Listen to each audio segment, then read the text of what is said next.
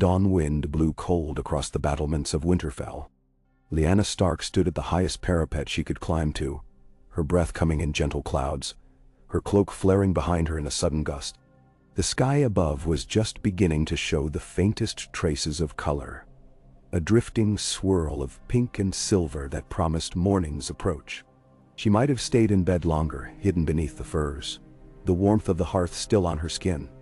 But something in her had always been restless, driving her out of the castle's familiar embrace to meet each day's beginning, as if it were a challenge.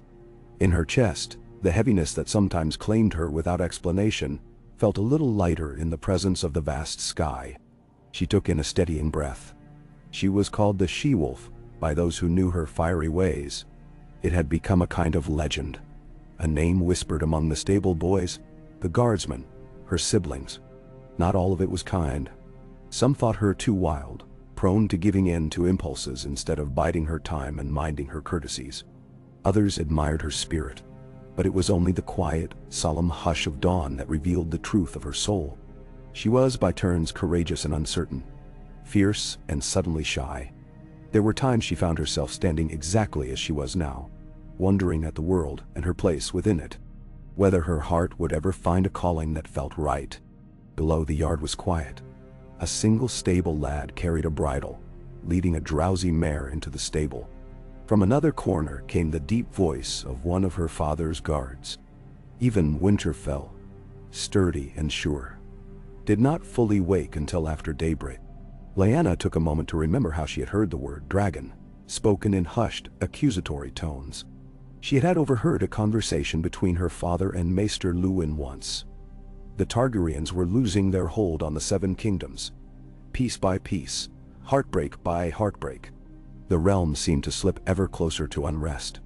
Yet for all the talk of dragons and Targaryens, she had never once laid eyes on an actual dragon. She knew them only from songs and sagas, from tapestries that depicted slender necks and leathery wings arcing against a blazing sky, from the cautionary tales of King Aerys's madness. The last real dragon, she believed, had died many years before she was born, or so all the accounts claimed. But there were rumors. There were always rumors. She closed her eyes. She imagined for an instant that she could hear a beating of wings across the dawn. Of course, she knew it was the wind, a sudden flurry rattling the flags overhead, but she allowed the daydream to fill her lungs, her heart. It was a feeling of secret wonder, as if a single scale from some ancient beast had fallen at her feet, shimmering with possibility. She opened her eyes again. The world was as it always was. She turned away from the battlements and began her descent, determined to slip out of Winterfell's walls before the day's duties demanded her presence. She wanted the stables and her horse, the open ground, the feel of frosted grass beneath the hooves. And so she went. She found the stable mostly empty, as expected. The stable lad she had glimpsed earlier blinked at her and mumbled a greeting.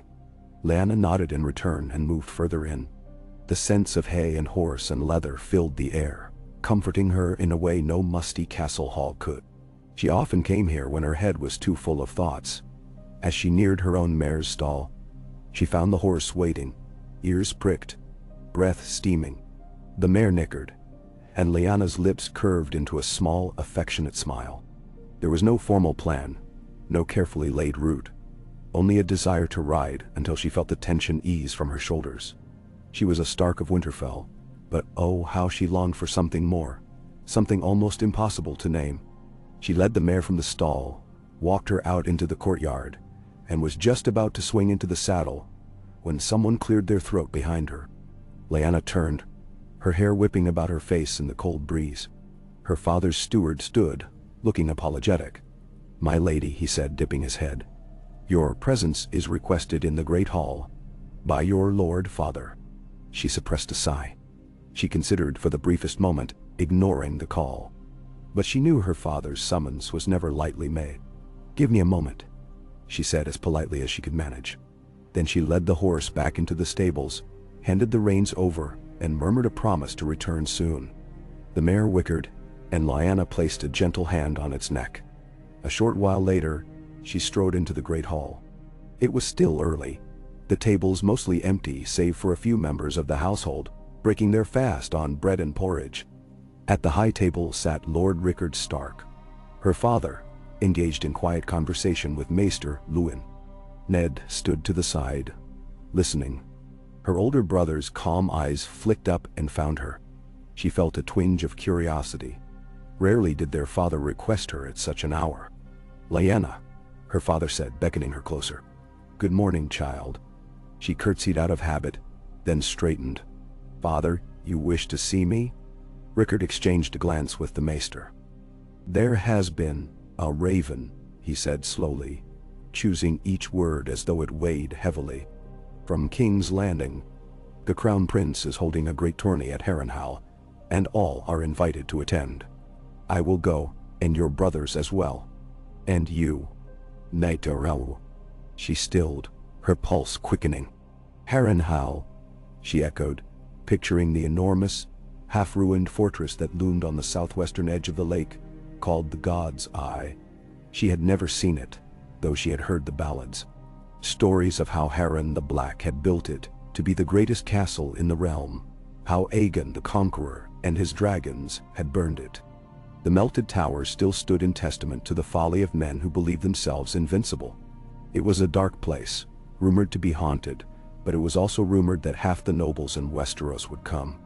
Lords and ladies, knights from every corner, minstrels, bards, and... Her breath caught. Perhaps the Targaryens themselves. Perhaps Prince Rhaegar, the silver-haired heir to the throne. She felt her father studying her.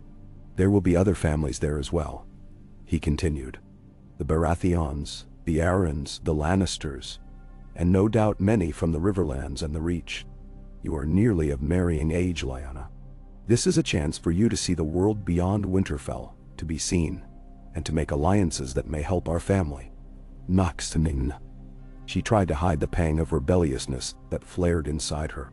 She did not wish to be bargained off like a broodmare, but she knew her father believed this was the course all noble ladies must take. Tradition demanded it. "I understand," she replied, though a tension remained in her voice. She would go, if only to see that legendary castle, to glimpse knights from faraway lands, to taste the excitement of a grand gathering. Part of her was intrigued, even if the notion of marriage talk was far from her own heart's desire. When she looked at Ned, she caught a hint of sympathy in his eyes. He too knew how she chafed at expectations, but he offered only a small, supportive smile. She felt a wave of fondness for her brother, and she found herself wondering, just once, if the Crown Prince would truly bring something different, some sign that the Targaryens were more than the decaying branch people whispered they had become. They left Winterfell within a fortnight, a caravan of Stark retainers and guards, wagons loaded with supplies. The journey south took them through the wide roads that hugged the King's Road, each league bringing them further from the land of ice and snow. Lyanna rode near the front, sometimes riding with Ned or following her father, sometimes falling behind to indulge her own daydreams. The nights grew warmer with each passing day, and she found herself spending the evening hours listening to the older men tell stories around the fire. Much of it was talk of the king's madness and Prince Rhaegar's rumored skill with the harp. A Targaryen who sang sweetly, who read prophecy late into the night, who was said to be both pensive and proud. He was rumored to be a formidable warrior. Lyanna wasn't sure what to believe. Rumors had a way of twisting men into legends and legends into straw men. Yet, there was another rumor that reached her ears, whispered in hushed tones when the fire had burned low, that a dragon's egg had been discovered somewhere, that it might hatch.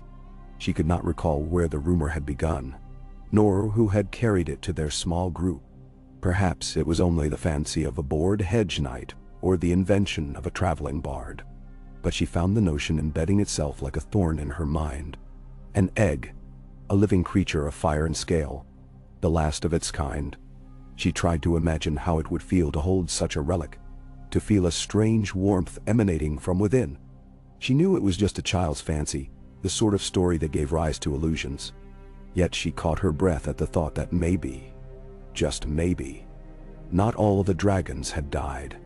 Harrenhal rose from the horizon one afternoon, tall spires of black stone, that looked like claws raking the sky. Even from a distance, it was an imposing sight. Lyanna let out a slow breath. So there it was, the castle that had been meant to overshadow all others. Smoke seemed to curl upward from the melted towers, though she could not tell if it was only the haze of midday. They arrived late, merging into a procession of lords and knights and ladies from every corner of the 7 kingdoms. Tents sprawled around the castle's outer yard, banners snapping in the wind. The atmosphere was charged, a thrumming wave of excitement and anticipation. Lyanna felt it seep into her bones. She dismounted, exhausted from the ride, but strangely eager for what might come next. As her family was ushered inside, she drew her eyes along the grand hall, noting the black stone walls that seemed to swallow the torchlight. It reminded her of some great beast's ribcage. Men and women brushed past in colorful finery, exchanging greetings and gossip. Her father's formal introduction to Lord Went, the master of Harrenhal, dragged on. Lyanna remained at Ned's side, nodding politely to those who passed them. She caught sight of a tall man with silver-gold hair speaking with a cluster of highborn ladies. Prince Rhaegar, the fabled dragon Prince Doisi. He had a proud, angled face and dark violet eyes that seemed to drink in every detail around him. She said nothing, simply observed him from afar. He was no older than her eldest brother Brandon, but the gravity in his features suggested a man who had witnessed more than his share of the world's burdens. She wondered if he was aware of all the hushed whispers that surrounded his house. Perhaps. He smiled kindly at those ladies, but there was a distance in him, as if his mind lay elsewhere. A moment later, his gaze swept across the hall and met hers. Lyanna felt a sudden spark. She inclined her head, uncertain why her heart was drumming so. The days of the tourney began in earnest. Knights jousted in the great lists set up outside Harrenhal's looming walls. Colored ribbons fluttered, horns blared, and the crowds cheered for their favorites. Lyanna watched from the stands beside her brothers, heart pounding each time a lance shattered, each time a horse reared and its rider toppled. The heraldic devices of various houses gleamed beneath the pale sun. She saw a Tyrell rose, a Baratheon stag, a Lannister lion, the falcon of House Arryn, and so many others. The tourney was said to be the grandest in living memory. And though Lyanna tried to feign nonchalance, she felt exhilarated. Occasionally, she let her gaze wander until it settled on Prince Rhaegar, who participated in each round with a stoic focus. His skill was undeniable. He unhorsed man after man, guiding his stallion with the grace of someone born to mastery. On the final tilt of one day, she saw him remove his helm to reveal a film of sweat across his brow, the sun catching the pale brilliance of his hair. A hush fell across the onlookers. He was truly a prince of the blood. In those free hours, Lyanna sometimes walked along the edges of the God's Eye Lake, letting the breezes carry away the dust and excitement of the day. She would find a secluded spot, perhaps beneath the weirwood trees, to breathe and marvel at the strangeness of being so far from home. One afternoon, she heard the murmuring ripple of water and the faint cry of a distant bird. She knelt at the water's edge, the hem of her cloak trailing in the grass, and stared at her reflection. She remembered the rumor of the dragon's egg. She wondered if Prince Rhaegar had heard the same rumor. Did he believe in the possibility of a living dragon, asleep within a shell? The thought gave her a tremor of longing. If such a thing existed, what might it mean for the realm? Could it unite a land so deeply fractured by tensions? She closed her eyes, imagining the swirl of wings, the roar of flame. It was a flight of fancy. Yet as she sat there, a memory surfaced in her mind from the days of her childhood. A dream she had once, where a great white beast soared overhead, trailing smoke and frost. Could it have been the Wolf of Winter, or some shape conjured by her young imagination? She had never spoken of it, never truly understood it. But the memory lingered. She was startled by a rustle behind her, turning to see none other than Prince Rhaegar himself, dressed in plain attire, carrying a small harp slung over one shoulder. She scrambled to stand, feeling a flush creep into her cheeks. He offered a gentle smile. "My Lady Stark," he said, dipping his head. "Forgive me. I did not mean to startle you." She brushed her cloak hastily. "Your Grace, I was only..." I wished for some quiet. Aye, he replied, gesturing to the harp. Sometimes I find the press of the tourney overwhelming. Too many eyes, too many voices. Lyanna regarded him, struck by how ordinary his words sounded. How human. The songs portrayed him as a gallant figure of tragedy or triumph, never quite real. Now he stood before her, soft-spoken, carrying an instrument. You play? She asked, glancing at the harp. He nodded. When the mood strikes, music can soothe a troubled mind. He hesitated, as if considering whether to continue. Then, in a lower voice, he said, I read things too. Prophecies, tales. My father has, well, it is no secret he is not the king he once was. There are those who believe the Targaryen line is fading. Many see. She watched him carefully, uncertain how best to respond. There are also those who say a single seed may restore a wood, she ventured, recalling something Maester Luwin once told her about old forests regrowing. Though the fires have left scars, sometimes life can bloom in the ashes. A flicker of a smile crossed Rhaegar's face. You speak like a poet, my lady. She shook her head. My father would beg to differ. He thinks me reckless. She dropped her gaze to the harp. Will you play something? If you wish. He hesitated only a moment before settling on a rock near the water, resting the harp upon his knee. As he plucked the strings, a gentle melody rose, lacing through the evening air. Lyanna felt her heartbeat slow, as if entranced by the sound. His voice joined the melody, low and resonant. It was not the grand, triumphant music of the lists, nor the raucous tune of a feast. It was a quieter lament, filled with longing.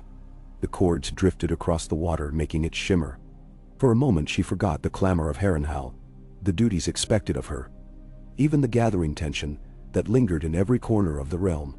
There was only the prince's voice, the reflection of sky upon the lake, and a breathless sense that something was changing. When he finished, neither spoke for a moment.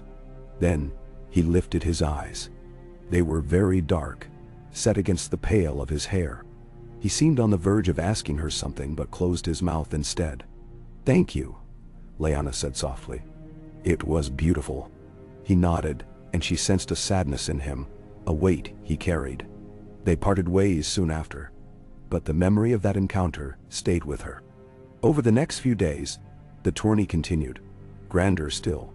The stands were packed with high-born lords and ladies. The king himself did not attend. Rumors said he was too paranoid to leave the Red Keep. But Prince Rhaegar moved through the events with a measured grace, making polite conversation, asking after lords' well-being. Some frowned at him, no doubt suspicious of the Targaryens after so many years of King Aerys's bizarre behavior. But others were clearly charmed, hopeful that the prince might restore some dignity to the Iron Throne. In the evenings, Lyanna took to wandering the darker corners of Harrenhal's great castle. She found hidden stairwells that led to vantage points overlooking the lists, jagged battlements that soared above courtyards littered with the remains of old battles. The castle was a monument to both human ambition and the destructive might of dragons. As she walked along a blackened corridor, she could almost hear the echoes of ancient roars, the crackle of flames that once melted these stones. It made her skin prickle. One night, as she ventured deeper than ever, she came upon a small chamber with a barred door. It was unremarkable except for the faded relief of a dragon's head carved in the stone above. A swirl of half-worn draconic wings adorned the threshold. Curiosity piqued. She pressed a hand to the door, found it unlocked, and stepped inside. The air was stale and cold, the remnants of old cobwebs drifting across the ceiling. She raised the torch she carried, pushing the light into every corner. At first, she saw only dust and shattered remnants of crates, bits of wood rotting away. Then she noticed something among the debris, a tapestry depicting the conquest. The threads were faded, but she recognized Aegon Targaryen astride a massive dragon, wings spread in a black and red tapestry, his sisters by his side. Lyanna's eyes traced every detail. Aegon looked regal, an almost distant figure, but she was struck by the presence of his sisters, Rhaenys and Visenya, both astride their own dragons, each with a fire in her gaze. Their dragons were living incarnations of wrath and wonder. She knelt to see if there was anything else hidden behind the crates. A glint of something metallic caught her eye. Gently, she brushed aside the debris. It was a small, dragon-shaped ornament, a piece of a broken sconce perhaps. Its craftsmanship was exquisite. Tiny scales etched into the metal, eyes made of red gemstones. She held it in her palm, feeling an unexpected warmth, though it might have been only her imagination. Something about the find sent a shiver down her spine. She was so absorbed that she failed to notice the footsteps behind her. When she turned, she found an older knight peering at her through the gloom. He bore no sigil she recognized, and his face was lined with age. He met her gaze with a curious half-smile. "A strange place for a Stark to roam," he commented, his voice echoing against the damp stone. Lyanna inhaled, suppressing a startle. "I was exploring. This castle has many secrets." He stepped into the room, trailing a hand along the blackened wall. His eyes fell upon the tapestry. "Aegon the Conqueror," he murmured. "And his sisters, Rhaenys and Visenya. The dragons, Balerion the Black Dread, Miraxes, Vigar Dar. They were unstoppable. Once." He turned to Lyanna. "Do you believe such power could ever rise again?" She opened her mouth, uncertain of what to say. I don't know," she finally managed. "I only know the Targaryens have all but lost their dragons. And the realm sees no sign they will return." A faint gleam came into the old knight's eye. "Blood calls to blood, they say," he muttered. "And some lines are not so easily extinguished. Sometimes all it takes is one spark." With that cryptic remark, he turned and left, leaving Lyanna standing in the torchlight, the broken ornament clasped in her hand. She stared after him, unsettled yet strangely intrigued. As the tourney progressed, the moment for Prince Rhaegar to crown the Queen of Love and Beauty approached. Whispers flew around the camp about who it might be. Some said Elia Martell, his wife, or perhaps a high-born lady from the Reach. Lyanna had not given it much thought, too busy absorbing the spectacle of jousts and feasts. Then came the final day of jousting, the day that would determine the champion. The stands were overflowing, the sun blazing down upon helm and mail. Each collision of lance against shield reverberated through the onlookers like a thunderclap. "Gil," Prince Rhaegar rode triumphantly, unhorsing formidable knights one by one. The crowds roared. In the final tilt, he faced a lord sworn to House Baratheon and overcame him with a precise strike that shattered the Uther's lance. Victory was his, and the field exploded in cheers. Lyanna stood, watching as he circled the list, the silver dragon on his armor glinting. The herald announced him champion, and a squire raced forward with a crown of blue winter roses entwined with other flowers, meant to be placed upon the head of the chosen Queen of Love and Beauty. Lyanna felt her heart quicken. She wondered who he would choose. It seemed obvious he would present it to his wife, Princess Elia Martell. But then, to her astonishment, she saw him guide his horse toward the section of the stands where she stood. His violet eyes found hers, and the noise of the crowd faded into a dull roar in her ears. In a moment suspended in time, Prince Rhaegar halted before her. He took the crown of winter roses and placed it gently in her lap. "With this crown," he said, his voice barely audible to anyone but her, "I name you the Queen of Love and Beauty." A stunned hush fell over the stands. Lyanna felt the weight of 1,000 stares. Her breath caught, her cheeks flaming. This was beyond scandalous. He was a married man, a Targaryen prince. She was a Stark, and betrothed to Robert Baratheon by her father's arrangement.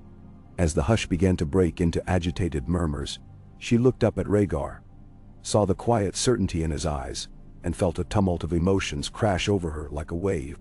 She barely remembered the rest of that day.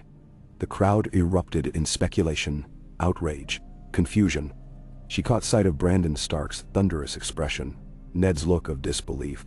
She heard words like madness, passion, prophecy hissed through parted lips.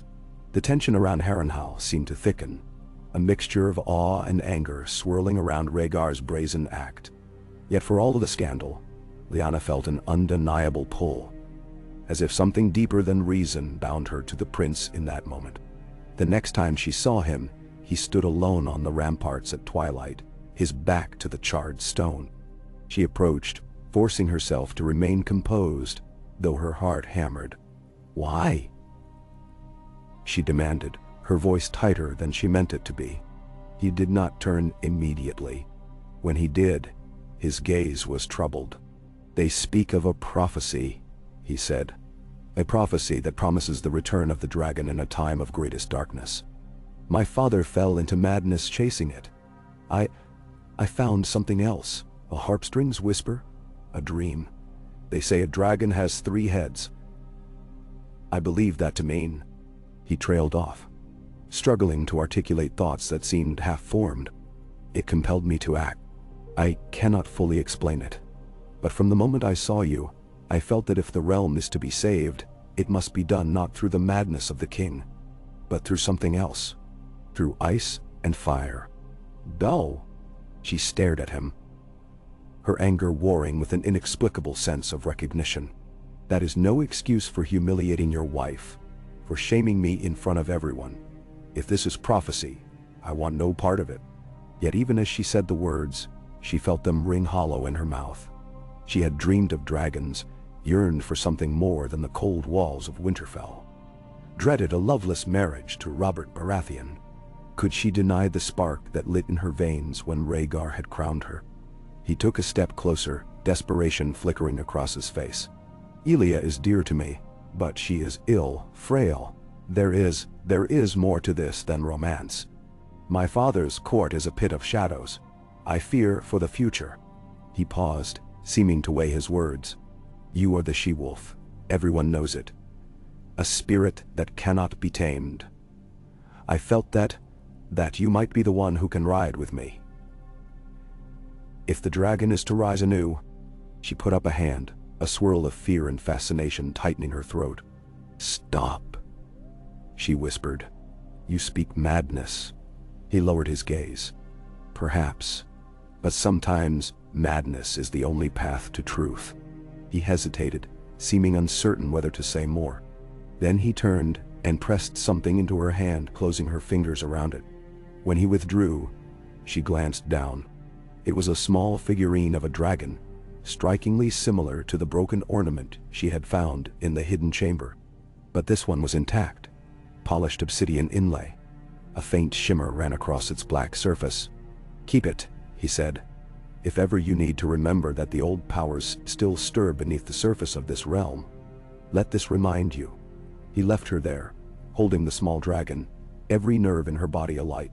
The night air felt charged, electric with the tension of what had just occurred. She tucked the figurine away, uncertain if she should fling it into the god's eye, or guard it with her life. She felt torn in 100 directions, unsteady on her feet. The lingering question tormented her. Was this truly madness, or the beginning of something greater? The scandal of her crowning followed her everywhere. She could hear the hush in the halls when she passed, sensed the stares that bored into her back. Her brothers, especially Brandon, were furious. He confronted her more than once, demanding to know what possessed her. She had no answer to give. She felt ashamed, confused, yet also strangely determined to hold her head high. She began avoiding the main halls, slipping away whenever possible. The old knight she had encountered once in the hidden chamber approached her again in a corridor, his face unreadable. "Be wary, my lady," he cautioned, "for the dragon's shadows may burn. But know also that the realm needs a union of ice and fire more than ever. The fate of all may hinge upon it." Nain. Lyanna wanted to scream at him that she was just a girl, that it was not her responsibility to fulfill any prophecy. But she found no words. She had begun dreaming of dragons again, of swirling ash and snow, of a monstrous winged shape that curved protectively around her, eyes shining like molten gold. She would wake before dawn, her heart in her throat, uncertain if she felt terror or a strange sort of exhilaration. If a single spark could reignite a conflagration, then perhaps a single act could tip the realm into chaos. She feared that was what had just happened.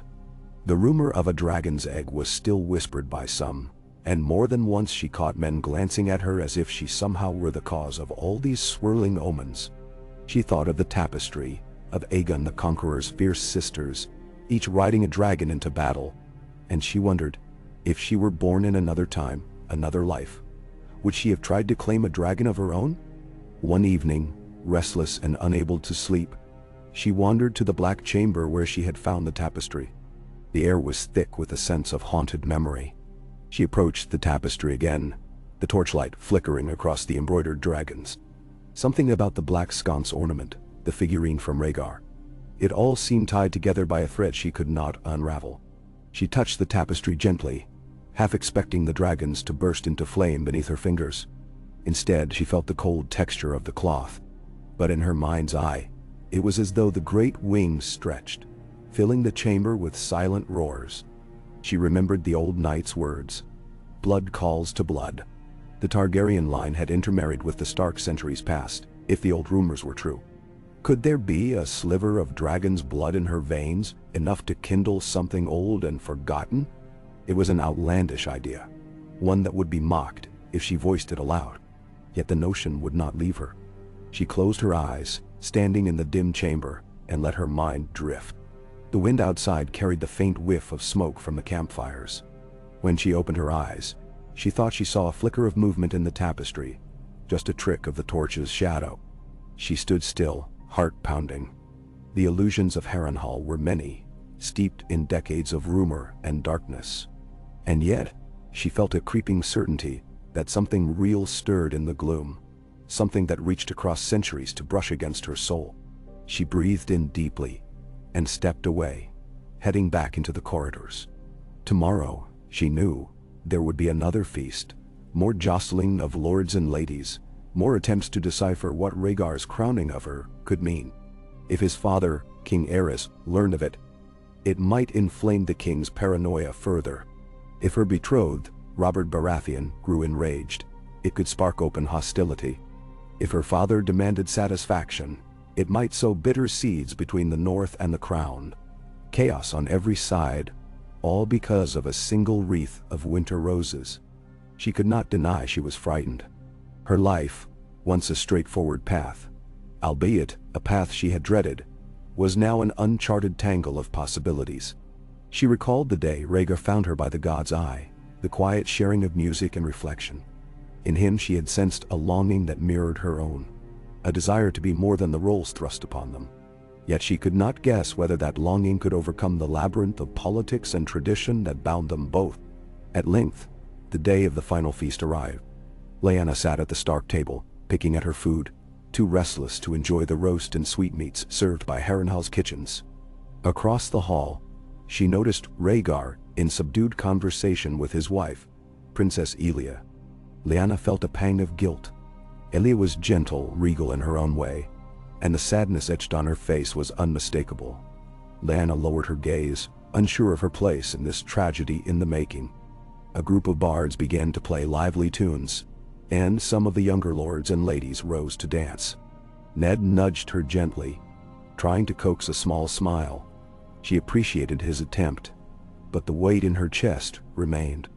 Brandon, meanwhile, seemed poised like a wolf ready to pounce on the first sign of disrespect. Lord Rickard Stark was occupied with other high lords, discussing matters of state with an expression of measured politeness. It all felt suffocating. As the music continued, Lyanna excused herself from the table and slipped out of the hall.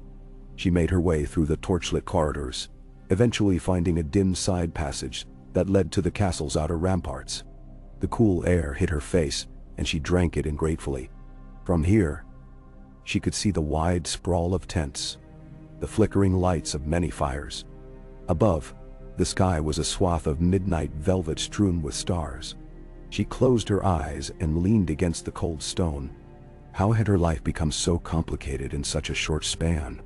She imagined, with the vividness of a dream, herself astride a dragon, its scales a glistening silver, its eyes burning with ancient knowledge, rising into the sky above the god's eye, carrying her away from court intrigue, from the looming demands of duty. With a dragon's power, she might not be forced into a marriage with Robert. She might choose her own path, whether it led her into darkness or light. The possibility made her both thrilled and terrified. She exhaled, returning to reality. Dragons were gone, extinct. This was a child's fancy, a relic of a once powerful house now shrouded in rumors. Yet something in the wind told her that perhaps all was not as it seemed. Her encounter with Rhaegar and the cryptic words of the old knight pricked at her thoughts. The sense that, if she reached out just beyond the veil of the known, she might find the glimmer of dragonfire still alive. But how? And at what cost? She lost track of how long she stood there, listening to the wind and the distant laughter from the feast hall. Eventually, footsteps approached, and she tensed before hearing a soft voice call her name. It was Ned. He joined her at the battlement, his face kind but shadowed with concern. "Lyanna," he said quietly, placing a hand on her shoulder. "Is there something you want to tell me? About the prince? Or anything else?" She shook her head. "I don't know what to say, Ned. I feel like I'm caught in a dream I can't wake from." He studied her face, searching for answers she didn't have. Then he sighed. "Father is worried. Brandon is angry. Robert, I only want you to be safe and happy." She pressed her lips together, touched by his gentle sincerity, but unable to soothe his worries. "I never asked for any of this," she whispered. "I never asked to be named the Queen of Love and Beauty. I never asked to." She paused, uncertain what to admit. "To feel like I'm standing on a ledge, about to step off into a chasm I can't see the bottom of." Ned slipped an arm around her shoulders, letting her rest against him, just as they had done when they were small children in Winterfell's Godswood. "We will face it together," he said. "I promise."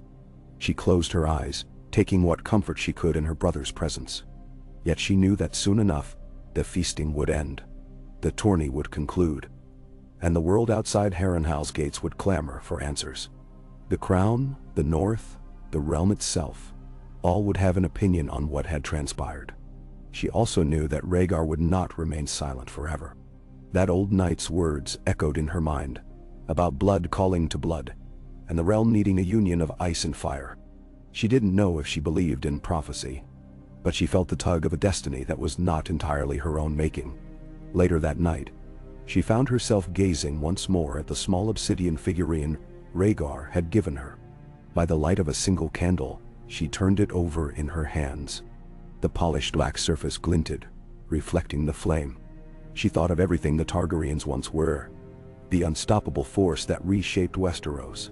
Now that lineage existed in a precarious form, overshadowed by a king's madness and a prince's uncertain prophecy. How strange that she, a Stark of the North, might be drawn into that lineage, might carry a spark of it in her blood. Was that truly possible?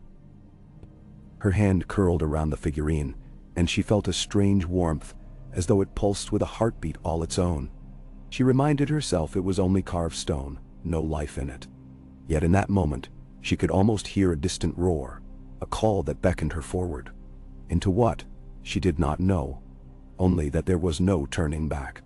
She set the figurine aside gently, determination kindling behind her eyes. One day soon, she would seek the answers that lay beyond the illusions of songs and rumors.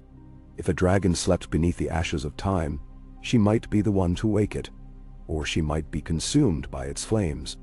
But she would not cower. She was Lyanna Stark, the wild wolf of Winterfell, and perhaps, just perhaps, the last Dragonrider yet to claim her mount. Key. Lyanna awoke the next morning with a cramp in her neck. She had drifted off in a high-backed chair, the faint glimmer of dawn creeping through the narrow arrow-slit windows of the tower chamber. At some point, the candle had guttered out, plunging the space into darkness. Her shoulders felt stiff, her head thick with the remnants of uneasy dreams. She had dreamt again of dragons, of soaring, swirling shadows that stretched across an endless sky, of a faint voice echoing through her mind, calling her name in a tone both warning and invitation. She rose with a soft groan, kneading the back of her neck. The small obsidian dragon Rhaegar had given her sat upon the nearby table, its polished surface seeming to watch her. She scooped it up, letting its presence steady her. The castle around her would soon be alive with the final vestiges of the great gathering. She heard distant footsteps in the corridors beyond her door, the murmur of voices in the courtyard, the clatter of wagons beginning to pack up. The tourney was over, the feasts winding down, and the lords and ladies would soon disperse to their own domains. But in the air, she sensed that the true outcome of these days had yet to be revealed. She splashed cold water on her face from the basin, wincing at the chill. Then she braided her hair in the Stark style and slipped from the chamber. As she descended the winding steps, she drew her cloak tighter, her mind returning to the swirling puzzle that had consumed her thoughts these past days. Prince Rhaegar had crowned her Queen of Love and Beauty in front of half the realm, an act that could not be undone or easily forgotten. Her betrothal to Robert Baratheon remained an open question, one that weighed heavily upon her. She knew that Robert was somewhere in the camp, no doubt stewing with a combination of confusion and jealousy. She had glimpsed him the previous night, red-cheeked from wine, muttering to friends who patted his back and offered reassurance.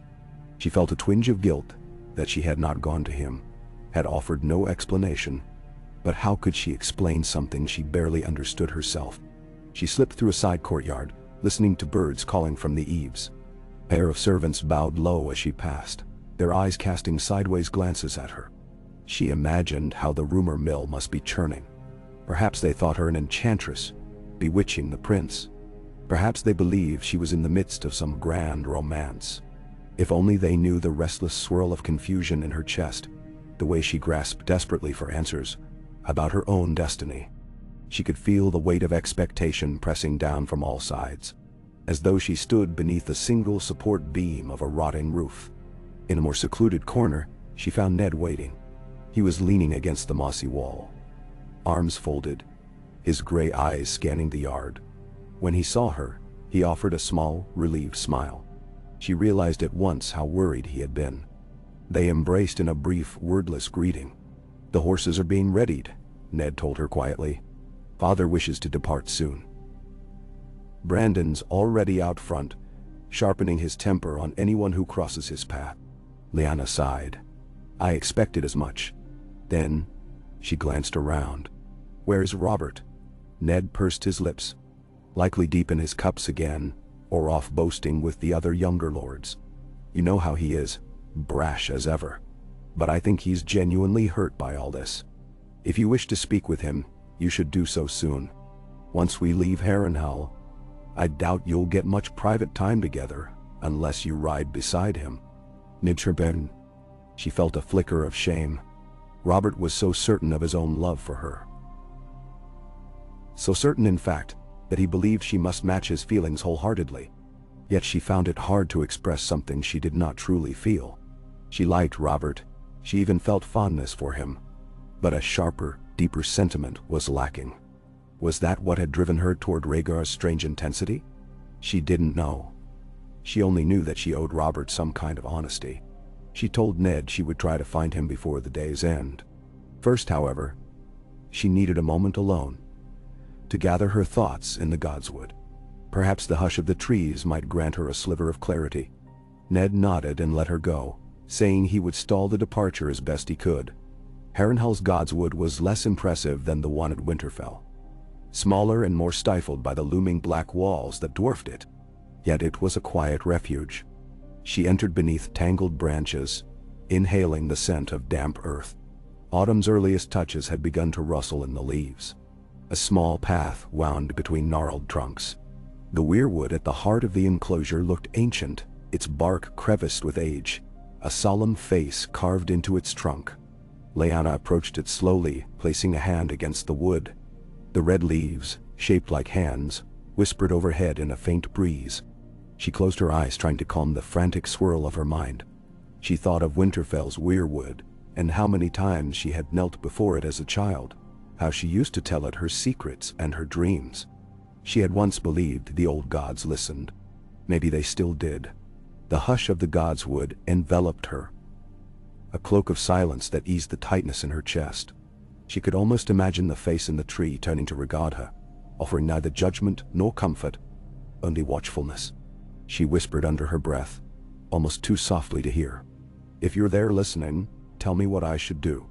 Am I meant to follow this path? Or is it folly? Of course. No answer came. Only the wind, shifting leaves. She exhaled a trembling sigh. Her heart could not decide if it longed for Rhaegar, the mysterious prince who invoked prophecies and spoke of greater destinies, or if it resented him for dragging her into this web of scandal. At times she questioned if she should run home, secure her place with Robert, live an unremarkable life as the Lady of Storm's End. But an equal portion of her soul rebelled, howling at the thought of being caged. She barely heard the footsteps until a voice spoke behind her. "Lady Lyanna." She spun, her pulse jumping. The old knight stood at the edge of the clearing, as though conjured by her silent plea for guidance. He inclined his head respectfully. His lined face was thoughtful, half veiled in the dappled light. "Sir," she managed, trying to recall his name.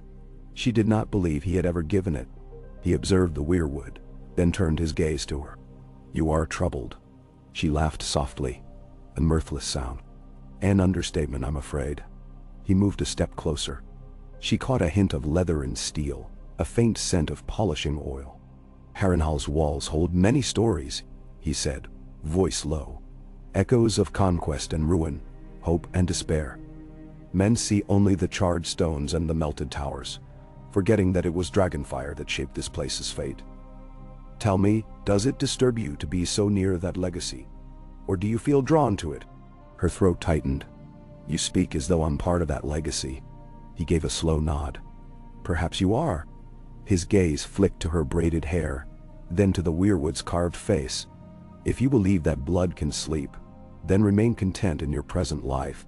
But if you believe blood remembers, then you understand that the old gods and the new, and all manner of powers besides, might yet have plans for you, especially if the Targaryen prince senses it too."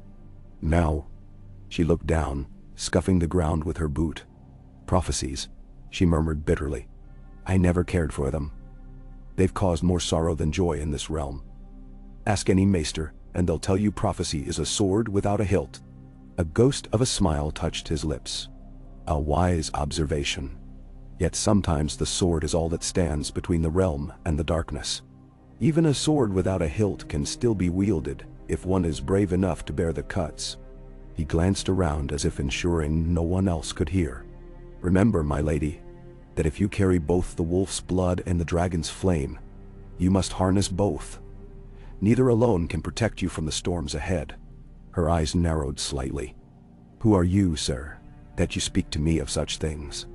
You appear and vanish like a wraith, telling riddles. Do you serve the prince?" He hesitated before replying, as though weighing how much to reveal. "I have served many Targaryens in my day. I have watched the line unravel. I have watched what seemed an eternal flame gutter into embers. But I have not lost faith in the power that once united the Seven Kingdoms.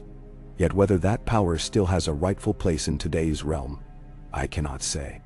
Nor can I say if you will embrace or deny it." "Nil." A breeze rippled through the godswood, stirring leaves like whispered secrets. Lyanna studied the old knight's weathered face. He had a certain dignity, a bearing that spoke of a lifetime of service. She sensed, deep down, that he believed every word he spoke, though frustration burned within her. She wanted clarity, not riddles. She also felt that forcing answers from him would lead nowhere. So she drew a measured breath. "I must go," she said at last. "My family is preparing to depart." He stepped aside, dipping his head again. "One day, Lady Lyanna, you may remember our conversations and find meaning in them. Until then, follow your instincts. The wolf within you is strong, and if the dragon stirs—" He paused, as though uncertain how to finish that thought. "Farewell. I hope we meet again, under kinder skies." "Named sure." Without waiting for a reply, he turned and disappeared among the trees, with a sure-footed grace that belied his age. Lyanna stood there, her mind churning. Then she left the godswood, weaving her way back through Harrenhal's corridors until she reached the courtyard.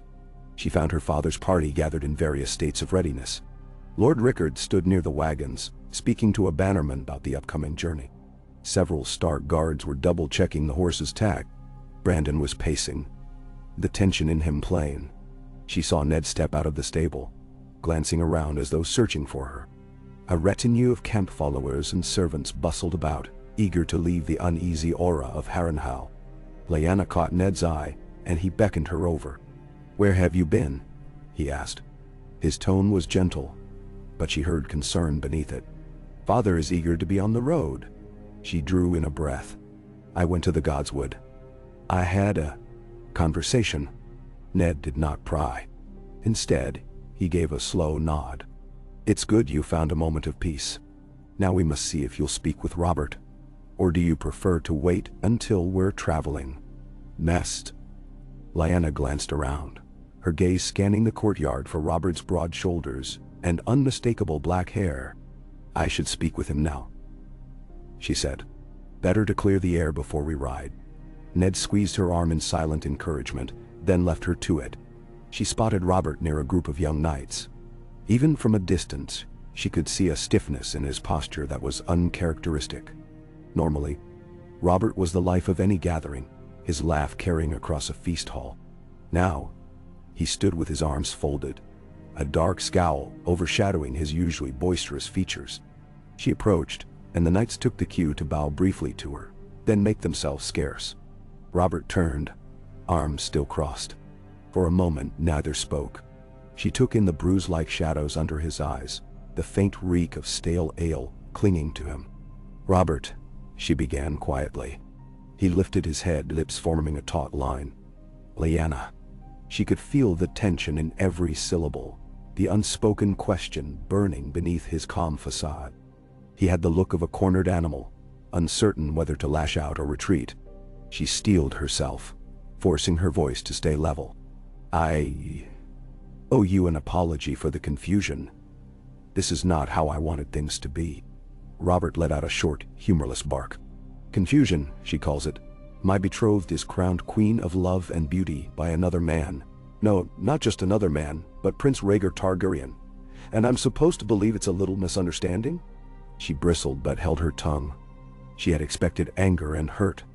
"I didn't ask for his attention," she said, choosing her words carefully. "I didn't know he planned to do such a thing." He eyed her, searching her expression. "But you accepted the roses all the same, didn't you? What was I to do, fling them in his face before half the realm?" She tried to keep the tremor out of her voice. "I was shocked. I didn't think, if you believe I wanted to make a spectacle of this." He cut in, his tone dropping. "Then why haven't you denounced him publicly? Why haven't you proclaimed that you reject his so-called tribute?" His words stung. She realized she had not done so, though many had likely expected it of her. In truth, she hadn't known how to respond. A part of her had been enthralled, drawn to the undercurrent of something larger. "I'm sorry, Robert," she whispered.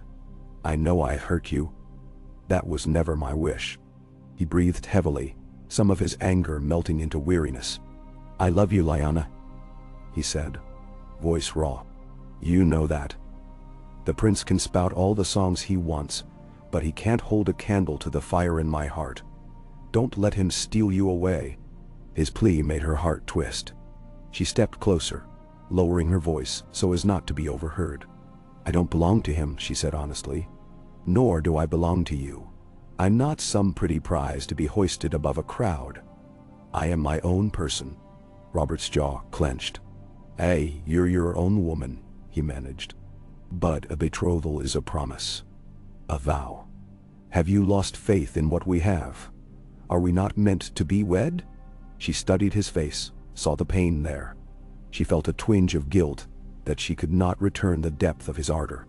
Perhaps, in another life, she might have grown to love him, but she had known from the start that she was never the tame bride he pictured. She was the wild wolf, restless and unsure of the role tradition demanded she fill. The scandal with Rhaegar had only brought the conflict into sharp focus. "There's a part of me," she said quietly, "that never wanted this betrothal. Not because I dislike you, Robert, but because I dislike feeling caged. Do you understand?" His eyes flickered with wounded pride. "I would never cage you. By the gods, you think Storm's End is some prison? I'd give you the run of the castle, And half the kingdom, if I could. Better. She forced a small, sad smile. You say that, but a lady's life in any castle can feel like a prison to someone who yearns for freedom. And you are not a man content to stay home. You crave excitement, battle, glory. One day you'll ride off to war, or to some grand hunt, and expect your lady to remain behind, praying for your return. You think me a fine possession, but you do not truly know me. Silence stretched between them. Robert's broad shoulders sagged. She reached out and took his hand gently. I'm not telling you this to hurt you, she said.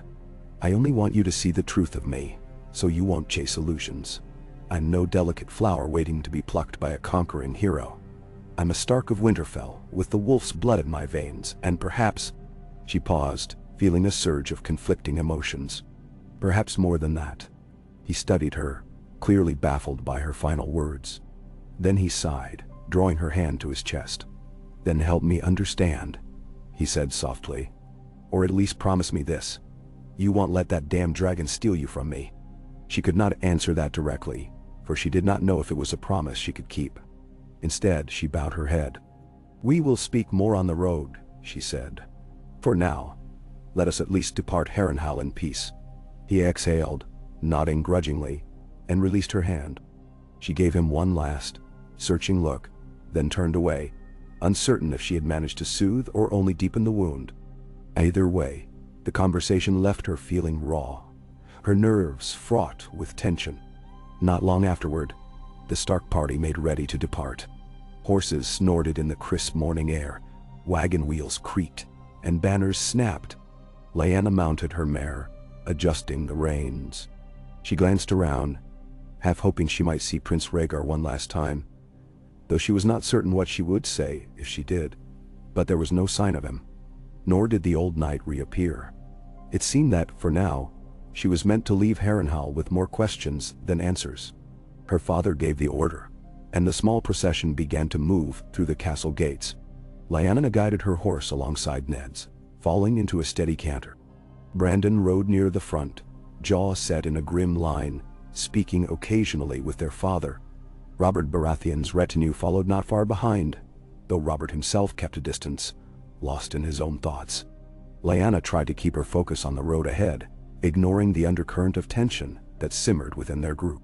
As they passed beyond Harrenhal's towering walls, she allowed herself one final backward glance. The blackened spires thrust upward like jagged talons, a reminder of ancient power and its terrible cost. She felt an ache in her chest, as though she were leaving behind a chapter of her life that was not yet finished. A part of her whispered that she would return to those ruins someday, drawn by the same force that had thrummed through her blood since the moment Rhaegar crowned her with those winter roses. They traveled south along the King's Road for some days, the weather growing warmer, the fields greener. The further they rode, the more mundane the chatter became. Lords discussing trade routes, knights bragging about the jousts, servants gossiping about minor feuds. Lyanna found herself drifting in and out of these conversations, her mind wandering back to the tapestry in Harrenhal, to the cryptic words of the old knight, to the swirl of feelings she could not name. At night, around the campfires, she found little solace. Even sleep brought her strange half-dreams of thunderous wings and swirling snow. When they reached a crossroads near the Trident, Lord Rickard decreed that the Baratheons and the Starks should part ways. Robert's stronghold lay in the Stormlands, while Winterfell called the Starks north. The farewell that morning was uneasy. Robert made a few attempts at joviality, clapping Brandon on the back, exchanging polite courtesies with Ned.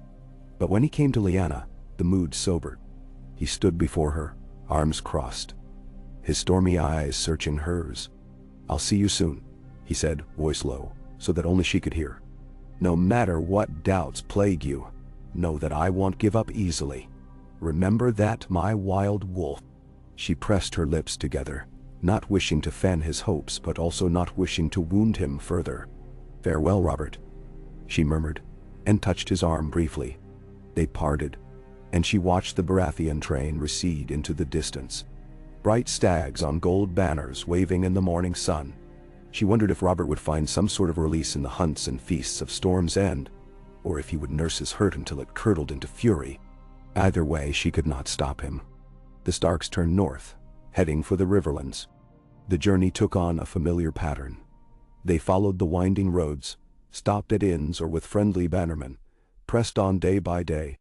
The land around them gradually shifted, the nights growing cooler, the sky turning steely gray more often. Ned, who rode beside her much of the time, tried to coax her into conversation about lighter matters. Childhood memories, silly jokes. She appreciated his efforts but was often lost in thought, replying with half-smiles and murmured acknowledgments. Brandon, on the other hand, rode ahead with a restless energy. Twice, she saw him engage in heated arguments with other men over minor slights. His temper was on a hair trigger, as though the scandal at Harrenhal had stoked an underlying anger he could not quell. She worried for him, but she also knew that trying to calm him often made it worse. Even Ned seemed wary, letting Brandon's outbursts blow over without challenge. One afternoon, as the sun dipped toward the horizon, the Starks found themselves passing by a stretch of rolling hills and sparse woodlands. A ruined sept stood on a rise to the west, its stone walls broken and overgrown with ivy. Her father ordered the group to make camp for the night in a sheltered hollow near a stream. Tents were pitched, horses tethered, and a fire kindled. Lyanna took the opportunity to slip away from the bustle, letting her feet carry her up the slope toward the ruined sept. She felt drawn by some indefinable impulse, perhaps reminiscent of her exploration at Harrenhal. The structure was small, its roof partially collapsed.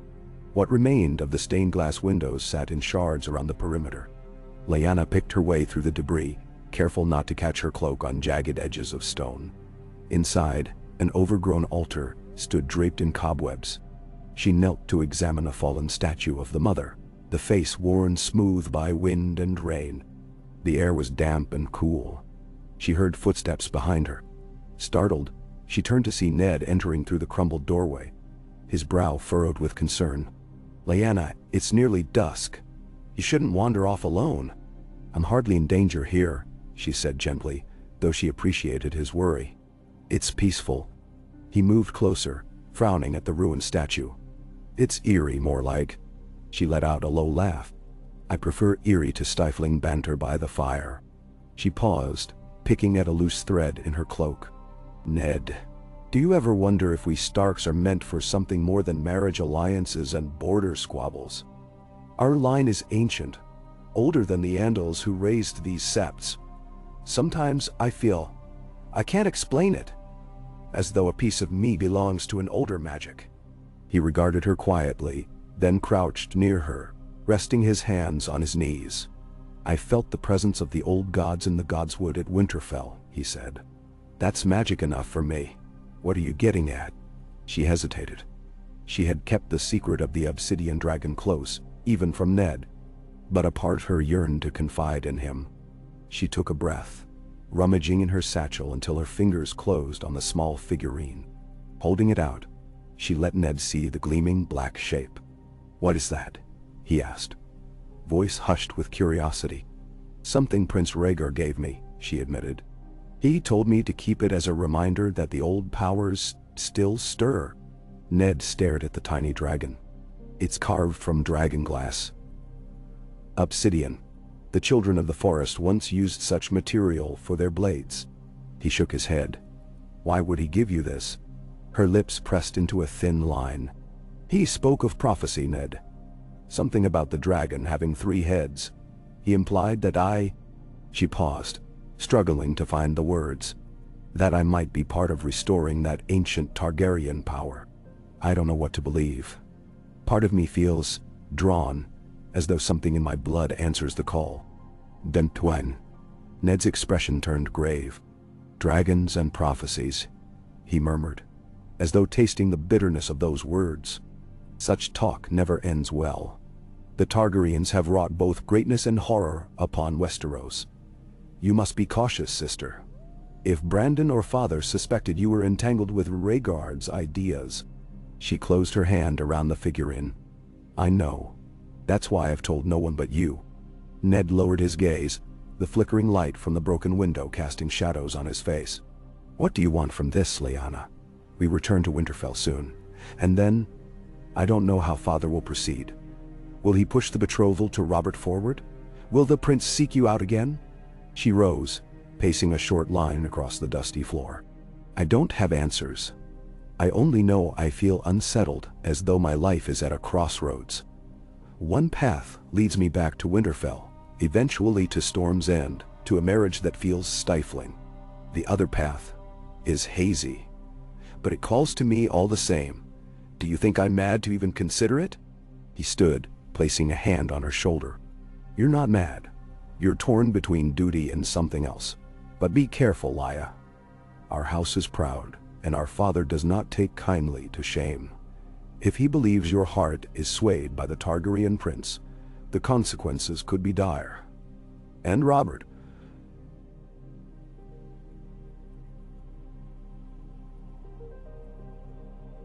Robert might not react calmly either. She nodded, her throat tight. I understand. I won't do anything rash. They left the ruined sept end and returned to camp as dusk fully settled. The sky a deep indigo overhead. Lyanna tried to push aside her tumultuous thoughts and focus on the mundane tasks of the evening. Sharing a meal with her brothers, ensuring her mare was fed and watered. Yet the obsidian dragon felt heavy in her satchel, a constant reminder of the choices before her. When she finally settled into her bedroll, she stared up at the canopy of stars. The night air was cooler now that they were further north. Her breath puffed in small clouds. She pulled the furs closer, but it was not the chill that made her shiver. She felt as if she stood at the edge of a great precipice, a roaring wind at her back, beckoning her to leap into the unknown. In the days that followed, the Stark train pressed onward, crossing the red fork of the Trident, skirting the edge of the neck, and gradually making its way into the northern territories. The landscape turned wilder, the nights longer, the wind sharper. Lyanna found a degree of comfort in the familiar aspects of her homeland. The scent of pine and ice in the air, the gray skies that promised future snows. Yet that comfort was tinged with apprehension. Soon she would be under her father's direct scrutiny again. The routines of Winterfell closing around her. Would that stifle the restless fire burning in her chest? Or would it drive her to seek escape? At last, they arrived at Winterfell. The towering granite walls, the ancient keep, the hot springs that snaked through the grounds, all looked the same as when they left. The gates swung open, and the procession rode in, greeted by watchmen and serving folk. Maester Luwin hurried to greet Lord Rickard, exchanging updates on local matters. Brendan dismounted with a scowl, immediately stalking off to the training yard, as though he could only find relief by taking up a sword. Ned dismounted more calmly, sharing a nod with Lyanna, a silent vow of support. Lyanna gazed at the familiar courtyard. She had grown up here, played as a child with her brothers in these very stones, stolen away to the stables to train her horse. Yet she could not deny that something in her had changed. She felt older, heavier with unspoken truths. She handed off her mare to a stable boy and stepped aside, letting the swirl of returning lords and servants pass her by. A voice called her name. She turned to see her father, Lord Rickard Stark, regarding her with an enigmatic expression. His dark eyes revealed little, though she could sense the tension in him. "Lyanna, come walk with me," he said. "We have matters to discuss." She inclined her head and followed him into the castle. They passed through the great hall, up a narrow staircase, eventually reaching the solar where Lord Rickard often conducted private family business. A brazier burned low in one corner, warding off the chill. He gestured for her to sit, then took a seat behind a heavy wooden table strewn with maps and missives. He steepled his fingers, studying her. "You've been quiet since the tourney," he began. "Not that I blame you. It was an eventful gathering." Lyanna waited, heart thrumming. She wondered if he would question her about Prince Rhaegar's crown of roses, demand an explanation or an apology. But Rickard's next words surprised her. "I have received letters," he said, choosing each word with care. "One from Lord Robert Baratheon. He affirms his commitment to marrying you, though he makes mention of uncertainty. Another from King's Landing, from Prince Rhaegar himself, addressed specifically to me. and a third from our kin in the Vale, Lord Aegon, who writes with concern about tensions in the south. Nah. Lyanna swallowed. She clasped her hands in her lap, forcing herself to remain calm. What does Prince Rhaegar say? She asked softly. Rickard regarded her for a moment, his expression unreadable. He speaks of the tourney, references your crowning, and states that he meant no insult to House Stark or to your betrothal. Yet he also expresses that he feels a certain kinship, for lack of a better word. He says he hopes to visit the north on royal progress someday and pay respects to Winterfell. Donda Wasmu. Lyanna's pulse fluttered at the words kinship. She lowered her eyes so her father would not see too much of her reaction. I see. Her father leaned forward, voice quiet but firm. Daughter, I need to know where your heart lies. We are a proud house. We do not suffer slights easily. If you were seduced by the prince's charms, or if you harbor feelings that might dishonor our alliance with House Baratheon, you must speak plainly to me. Meisao. Her cheeks heated. For all her rebelliousness, she had rarely been confronted so directly. She struggled to form an answer. I cannot deny that I was moved by his gesture. I never asked for it though, and I did nothing to encourage him. It took me by surprise as much as anyone else. Rickard's gaze bore into her. I have already given my word to Robert. Brendan has championed the match, and many in the north see it as a beneficial bond. Yet rumors swirl, and that is dangerous. If you are having second thoughts, tell me now. Bendun. She exhaled, recalling Robert's wounded face, Rhaegar's quiet intensity, her own roiling confusion. I do not wish to bring dishonor upon our house. If you command me to wed Robert, I will obey. The words felt hollow on her tongue, but she forced them out. She had always known that, as a noble daughter, her personal desires were secondary to House alliances. Her father studied her a moment longer, then nodded curtly. That is good. I would not have us appear weak or indecisive. The realm is in a fragile state. King Aerys grows more erratic by the day, and we cannot risk entangling ourselves in Targaryen dramas. Prince Rhaegar's courtesy is noted, but we shall not encourage it. The finality of his tone made her insides tighten. As you wish, father. He leaned back, some of the tension easing from his voice. You are my only daughter, Lyanna, and I know you are strong-willed. But the realm does not move on passion alone. Remember that we are wolves of the north, not dragons of the south. Our strength lies in our unity, our honor. Do not forget. Into her. She bowed her head, a swirl of resentment and resignation tangling within her. I won't. He dismissed her, saying he needed to pen replies to the letters.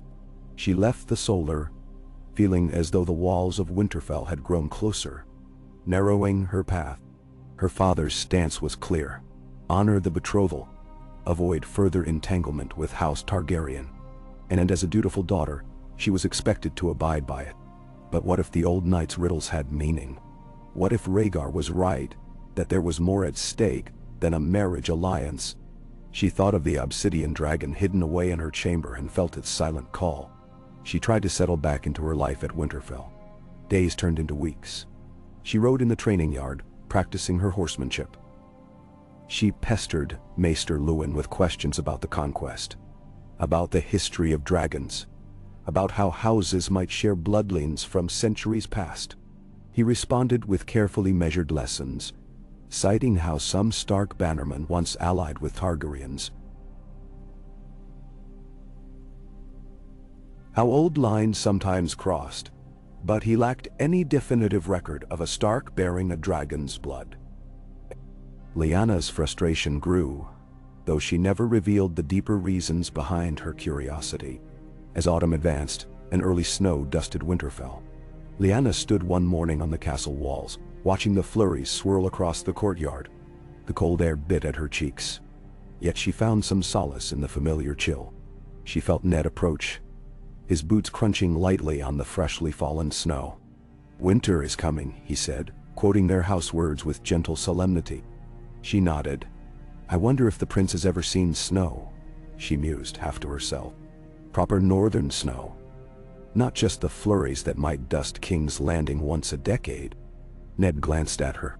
You've spoken little of him since we returned. Is your heart at peace? She offered a wan smile. Peace is not what I feel. I'm still uncertain, but I'm trying to respect Father's wishes. He's made it clear that House Stark cannot afford to antagonize King Aerys with any rumor that I'm involved with Rhaegar. And Robert, he sends letters as well, full of affection and talk of our wedding feast. I can't ignore that. Ned laid a hand on the parapet, looking down at the swirling snow. Sometimes I envy your spirit, Lyanna. You are not afraid to feel deeply, to act on your impulses. I've always been the quiet one, the careful one. But perhaps in these dangerous times, caution is wise. She sighed. Perhaps. Yet the day will come when caution might fail us. I keep thinking of what the old knight told me, about a spark that could reignite the fire. And the dream. She cut herself off, hesitating. I've been dreaming of a dragon egg hatching in the heart of a frozen forest. He turned to her sharply. A dream? She nodded. It's always the same. Snow-covered trees, the hush of winter, and in the midst of it all, an egg cracks open. A dragon emerges, steam rising from its scales in the cold. Then, I wait. Ned's eyes flickered with unease. Dreams are dreams, he said, though his tone was uncertain. We cannot let them rule us. She forced a small laugh. Indeed, we cannot. Yet, the dream haunted her, lingering at the edges of her consciousness, even as she tried to dismiss it. That night, she took the obsidian figurine from its hiding place and sat before the fire in her chamber, turning it over in her hands. The flickering flames caught the ridges of the carved scales.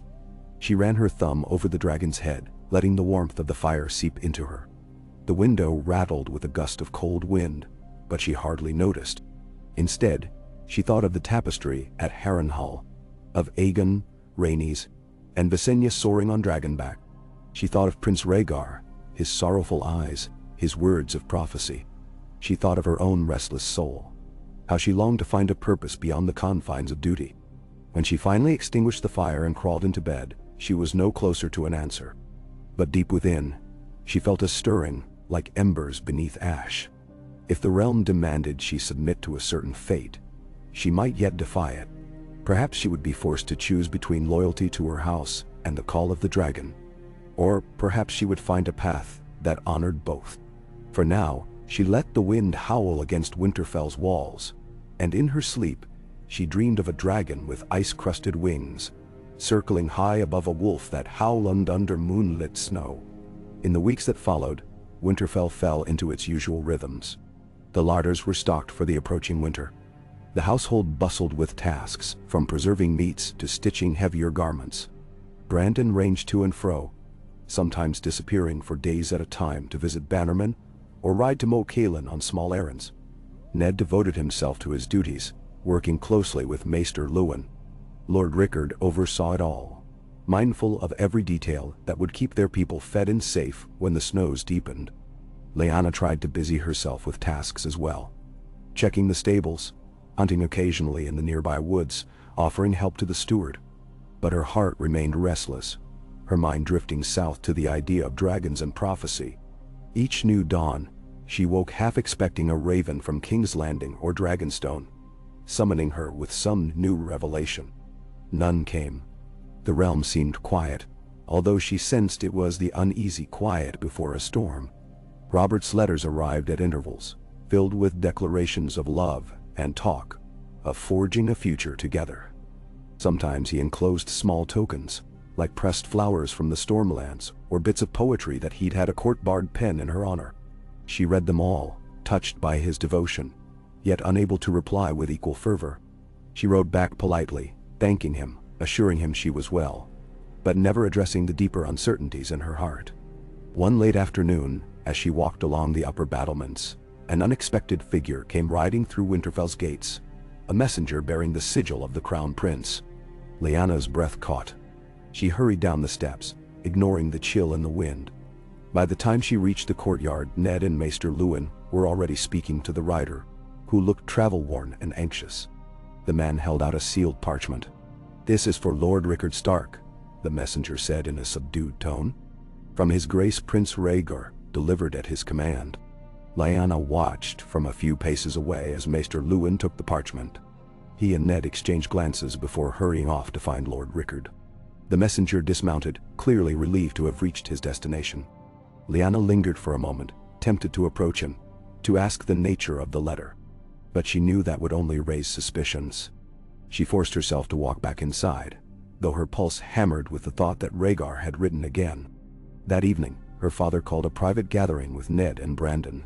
She waited in her chamber, restless, heart pounding with anticipation and dread. At last, a servant summoned her. She found Lord Rickard's solar lamp lit, the air heavy with tension. Her father stood behind the table, the sealed parchment lying open before him. Brandon and Ned stood at his flanks, both looking grim. Lord Rickard's voice was low when he spoke. "Lyanna, Prince Rhaegar has sent word that he intends to travel north in the coming months. He says it is part of a broader royal progress, to inspect defenses in the Vale and along the Neck, but he specifically requests the hospitality of House Stark at Winterfell." A hush filled the chamber. Lyanna felt her mouth go dry. He wishes to come here?" Her father's lips tightened. "Indeed. He requests formal permission to bring a small retinue. The tone of his letter is courteous, respectful, and mentions the desire to strengthen ties with the great houses. But given the events at Harrenhal, this cannot be taken lightly." "Anyone?" Brandon's fists were clenched. "He dares to come here after his display with Lyanna? It's a provocation, father. We should refuse him." Ned's voice was more measured. To refuse a royal request might cause friction with the crown. The Mad King could see it as open defiance. "We can't afford that risk." Lord Rickard's gaze shifted to Lyanna. "Do you wish for him to come?" She swallowed hard, a torrent of emotion swirling within her. Part of her dreaded it, fearing what might happen if Rhaegar entered Winterfell's halls.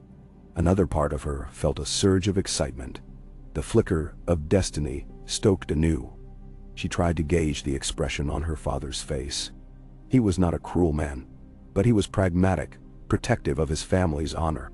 She forced herself to speak truth, even if it risked condemnation. "I don't know," she whispered. "But if we deny him, he might interpret it as an insult. Or his father might." She paused, remembering the madness attributed to King Aerys. It could be dangerous for the North. Lord Rickard nodded slowly. "My thoughts as well. We must tread carefully. For now, I will pen a reply agreeing to host the prince, albeit with caution. We will prepare Winterfell to receive him sometime in the coming moons." "And Lyanna," his gaze hardened, "I expect you to conduct yourself with absolute propriety. If he oversteps, you will withdraw. Is that understood?" She bowed her head. "Yes, father." Brandon looked close to protesting, but Ned placed a calming hand on his arm. "We'll keep watch," Ned said quietly. "No harm will come to Lyanna under our roof." Their father exhaled, rubbing a hand over his brow. "Very well. That's settled. Now go, all of you. I need to compose my letter." "Not Sir Main." They left the solar. As Lyanna walked alongside Ned down the corridor, her heart pounded with a mix of anxiety and anticipation. Rhaegar was coming to Winterfell. Her father had warned her to keep her distance, to behave properly. Yet she knew how precarious that would be. If the prince truly believed in the prophecy he had spoken of, if he sought her out in private, how could she refuse him when her own curiosity blazed so bright? She was stepping onto a stage, with no script and no certainty of how the drama would unfold. She thought of the old knight's words, that a single spark might reignite the dragon's fire. Was this the spark? And if so, would she survive the flames that followed? That night, as the wind whistled around the towers of Winterfell, Lyanna lay awake, heart thrumming in the darkness. She imagined Rhaegar riding through the gates, silver hair catching the weak northern sun, his violet eyes scanning the courtyard until they found her. She imagined the swirl of unspoken tension, the ripple it would send through her family, through the entire castle. She pictured the obsidian dragon tucked away in her drawer, feeling almost alive beneath her fingertips. She did not know what would happen when the prince arrived, but she felt deep in her bones that it would change everything. Perhaps at last she would discover if she truly carried the legacy of ice and fire, or if the dream of dragons was just another illusion, waiting to burn her to ash. The shadows of her chamber flickered with each dancing flame from the hearth, and in them she could almost see the shape of wings, half-formed, beckoning her forward into an uncertain future. Lyanna spent the next several days in a state of restlessness, her thoughts perpetually caught between anticipation and dread. Every noise in the courtyard made her glance out a window, half expecting to glimpse Prince Rhaegar's silver hair among the bustle. Winterfell's routine continued as always: guards on the battlements, servants tending to the hearths, Maester Luwin providing counsel to Lord Rickard. But the hush of underlying tension felt like a taut string, ready to snap at the slightest disturbance. Even the wind through the ancient oaks in the Godswood sounded to her like a whisper of secrets yet unrevealed. When finally a raven arrived announcing that the prince's progress had reached the Vale, speculation in the castle flared anew. Some whispered that the prince would travel with a show of force, bringing a large retinue of knights and swords, eager to display the crown's might in the north. Others predicted he would appear more modestly, with only a token guard, for everyone knew that the king's mania had grown. Perhaps Rhaegar wished to keep his father's suspicious eye from noticing too much grandeur. Lyanna listened to the gossip in silence, her own heart pounding whenever she heard the prince's name. She remembered the brush of his voice in Harrenhal, the quiet resolve on his face, and that strange sense that they shared a bond neither fully understood. At times she sought refuge in the Godswood. She would wander among the gnarled trunks, the cold air stinging her cheeks, her breath steaming as she tried to make sense of her own turmoil. Even the heart tree's carved face seemed to watch her more intently these days, as though it too understood her predicament. She wished she could confide in that ancient weirwood and receive a clear sign in return, some guidance that would not leave her so torn. She found none. The old gods kept their silence, leaving her to wrestle with her own yearnings. She also found herself drawn to the crypts beneath Winterfell, though she was never certain why. The crypts were a place of somber reflection, filled with stone likenesses of her ancestors, each Stark lord seated with a direwolf at his feet. She would descend the candlelit stairs, passing row upon row of carved figures whose expressions seemed etched with judgment, or was it sorrow? The flicker of her torch played over centuries of history buried there. Sometimes, she had the uncanny feeling that the stone faces turned toward her when she wasn't looking, that they recognized some conflict within her heart. But if they saw, they gave no answers. Ned discovered her there one evening, standing before the statue of their grandfather. He approached quietly, torch in hand, trying not to startle her. She glanced sideways at him, and he offered a faint smile, the lines of worry carved deeper in his face than usual. "You come here often," he observed, his voice echoing softly off the crypt walls. She nodded, hugging her cloak tighter. "I'm not sure why. Perhaps because it's quiet." She let her gaze linger on the stoic visage of the ancient Stark statue. "Everything above feels crowded, restless. Here, I can think." Mississippi. Ned studied her for a moment, then placed his hand on the stone wolf at the statue's feet. "You never used to be drawn to these passages. When we were children, Brandon would tell ghost stories and try to scare us. You'd run up the stairs complaining of the darkness." She remembered that. "I suppose I've changed." A small wry twist touched her lips. "The darkness no longer frightens me so much as the light of day, where I must live out the part expected of me." He sighed, glancing at the statue's blank eyes. "You were always bold, but you never had to bear the weight of the entire realm's gossip, did you? The older we get, the narrower our choices seem." He paused, then laid a hand on her shoulder. "We will manage, Lyanna. However this visit goes, we'll stand by you." She squeezed his hand in silent thanks, though she couldn't share his confidence. The crypt's air felt stale in her lungs, pressing on her from all sides. Her mind darted back to that tapestry in Harrenhal, those triumphant dragons carved in bright thread, and she could almost imagine how it must have felt to ride above all the petty concerns of court intrigue, free in the open sky. Yet, that was a child's daydream. She was no Targaryen, no scion of Valyria. She was a Stark. The heavy stone halls of Winterfell were in her blood, and it felt impossible to break free without tearing herself apart. She returned to the castle proper, leaving Ned to finish his quiet thoughts in the crypt. The corridors were warm from the heated pipes and the crackling fireplaces. Servants bustled through, preparing for what they believed would be the prince's arrival in a matter of days. She heard talk of fresh rushes, of special spices ordered from White Harbor, of the best rooms being readied for the royal guest. In her own chamber, she found new tapestries had been hung, floral patterns that one of the maids claimed brightened the place. Lyanna hardly noticed them. Her gaze drifted, instead, to the drawer where she kept the obsidian dragon figure. She retrieved it, turning the small carving in her hands for the 100th time. Did it feel warmer? Or was that only the heat from her body? With a sigh, she tucked it back into a hidden pouch within her trunk. She told herself it was safer there, away from prying eyes. Days bled into nights, and on the 7th evening after the Raven, a guard on the walls announced riders approaching from the south. Lyanna's heart nearly leapt out of her chest when she heard the horns sound. She rushed to the courtyard, joining Ned Brandon and Lord Rickard as they awaited confirmation. Torches were lit, their flames dancing against the gathering darkness. A hush fell upon the watchers when a messenger galloped in. He dismounted, breath steaming, and bowed quickly. They had been sighted beyond the turn at the Long Lake Road. 12 men. Their banners bear the three-headed dragon of House Targaryen. Lyanna felt a wave of dizzy tension. Her father nodded curtly, then gestured for the messenger to spread the word. Brandon's mouth was a thin line, but he said nothing. Ned glanced at Lyanna, an unspoken question in his eyes. "Are you ready for this?" She could only stand there, her pulse pounding. She didn't feel ready at all. Yet within the hour, a small procession rode through the gatehouse.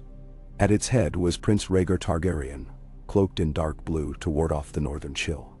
His silver-white hair distinct even in the torchlight. Beside him rode several knights and a few attendants, all bearing the Targaryen sigil on their cloaks. Lyanna's heart hammered at the sight of him. He looked somehow both exactly the same and completely different from the memory she held. The flickering firelight played across his features, highlighting a regal carriage of his shoulders and a subdued gravity in his eyes. Lord Rickard stepped forward, stiff-backed, and offered a respectful bow. "Your Grace, welcome to Winterfell.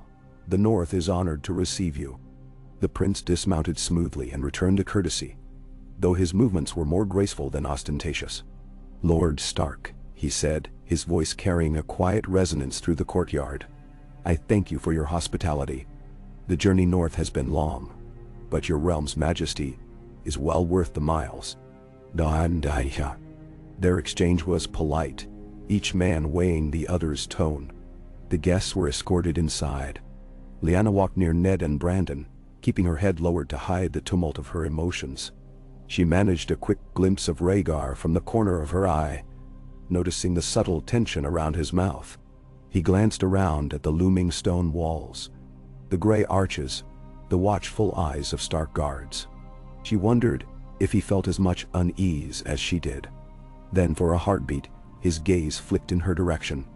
Their eyes met, and she felt a jolt, as though the air itself crackled. Rhaegar was given the hospitality of the Great Hall first, a warm seat near the hearth, while the traveling dust was brushed from him and his attendants. Lord Rickard summoned a modest welcome feast that same night, not as grand as Harrenhal's opulence, but enough to honor a royal visitor. Wooden tables were set with trenchers of roast, onions, hearty northern bread, and flagons of ale and mead. Braziers glowed at intervals, chasing away the cold draughts. Still, the atmosphere was strained. Every Stark retainer and household member present sensed the undercurrent between host and guest. Lyanna sat beside Ned, a few seats down from her father. Rhaegar was at the high table, engaged in courteous conversation with Lord Rickard. Brandon was on the other side of their father, looking like a storm cloud ready to burst. Occasionally, his eyes flicked toward Rhaegar, and Lyanna feared he might lash out if the prince so much as glanced her way. Yet Rhaegar maintained his composure, speaking politely of the roads he traveled and the local conditions in the Vale. He mentioned how the wind grew sharper as they ascended the mountains, how the night stretched longer the farther north he went, how the night sky here seemed full of more stars. Lord Rickard responded, measured and formal, inquiring about the realms beyond the neck and how the small folk fared. Lyanna ate little, pushing bits of food around her trencher. She sipped at her ale, but it felt like lead in her stomach. Beneath the table, her hands trembled. She couldn't decide if she wanted the prince to look at her or to ignore her entirely. Finally, near the end of the meal, Lord Rickard said, in a voice that cut through the low murmur of the hall, "I believe my children have not yet formally greeted our royal guest." Ned rose first, bowing briefly. Brandon followed, with a kind of curt stiffness. Then, with her heart drumming in her ears, Lyanna stood. She kept her gaze lowered though she felt the heat of Rhaegar's attention. "Your Grace," she said softly, curtsying, "welcome to our home. May it keep you warm through these northern nights." There was a moment's pause before he spoke. "My lady." She risked a glance and found his eyes fixed on her, that quiet gravity in them again. "I thank you for the welcome. I've heard much of Winterfell's hospitality, and I see now it was no exaggeration." Brandon made a scoffing noise, earning a sharp look from their father. Lyanna's cheeks burned. She sat back down, her pulse thudding in every corner of her body. Ned murmured something reassuring, but she barely heard him over the buzzing in her ears. That brief exchange felt momentous, as though it contained 1,000 words unsaid. After the feast, Rhaegar offered, in an understated tone, to play his harp if his hosts wished for some music. He had carried it carefully within his baggage, and the Northern Lord seemed both curious and hesitant. In the end, Lord Rickard agreed politely, and the hall quieted as the prince's squire brought forth the small silver-stringed instrument. Rhaegar sat at the dais, harp cradled in his arms, and began to play. The sound that emerged was gentle, melodic, a tune that floated like a breeze over the assembled guests. Lyanna tried not to stare, but the music wrapped around her. She remembered the day by the God's Eye Lake when he played a similar melody, soft and longing. Here, in Winterfell, it felt different, more subdued, as though each note was a careful step on uncertain ground. She saw her father's guarded expression, Brandon's simmering glare, and the mixture of fascination and suspicion on the faces of the northern courtiers. Yet as the music continued, a hush fell, and even Brandon seemed compelled to listen, though he looked away. Lyanna realized her fists were clenched beneath the table, her nails digging into her palms. She forced them to relax. When Rhaegar finished, a smattering of polite applause followed. He inclined his head in acknowledgement, then stood, handing the harp back to his squire. "My thanks for indulging me," he said quietly. "Music is often a comfort during long travels. I hope it did not offend your northern ears." Lord Rickard's voice held a careful civility. "You play well, your grace. I trust you will find ample rest here before your onward journey." Rhaegar smiled, but there was a flicker of something behind his eyes. A sorrow, perhaps. "I am grateful, and I look forward to seeing the unique qualities of your stronghold, my lord." His gaze swept the hall, passing briefly over Lyanna. She felt her chest tighten. Then he bowed and left the dais, accompanied by a servant who showed him to his chambers. Once he was gone, the tension in the hall eased. People began to stand, stretching, discussing the music in low tones. Lord Rickard rose, dismissing everyone politely. Ned gestured for Lyanna to follow him, and they walked out of the hall together, Brandon trailing behind, his scowl deepening with each step. In a side corridor, away from curious ears, Brandon rounded on Lyanna. "If he seeks you out," he hissed, "I want to know immediately. Father might be forced to host him, but I won't suffer him fawning over my sister." Lyanna bristled, anger flaring. "I am not a helpless girl in need of your protection." He sneered. "No, but you are a Stark, and I'll not have our honor stained because a Targaryen prince can't keep his hands to himself." Ned stepped between them. "Enough," he said quietly. "We won't solve anything with accusations. Father expects all of us to act with discretion. Let's do so." "Then?" Brandon exhaled sharply, then spun on his heel and stalked away. Lyanna stood there, pulse racing, feeling both indignant and anxious. Ned gently touched her arm. "He's worried for you in his own way." She nodded, swallowing hard. "I know. But I also know I need space to breathe. Everyone watches me, waiting for me to slip." Ned sighed. "Then let's get some rest. The prince will be here for a time, presumably. We should all keep our guard." They parted, and Lyanna climbed the winding stair to her chamber. She closed the door, leaning against it, her breath ragged in her throat. The memory of the prince's gaze lingered behind her eyelids. She lit a small candle, hands shaking, and pulled out the obsidian figurine. By its faint glow, she examined every edge of the carving.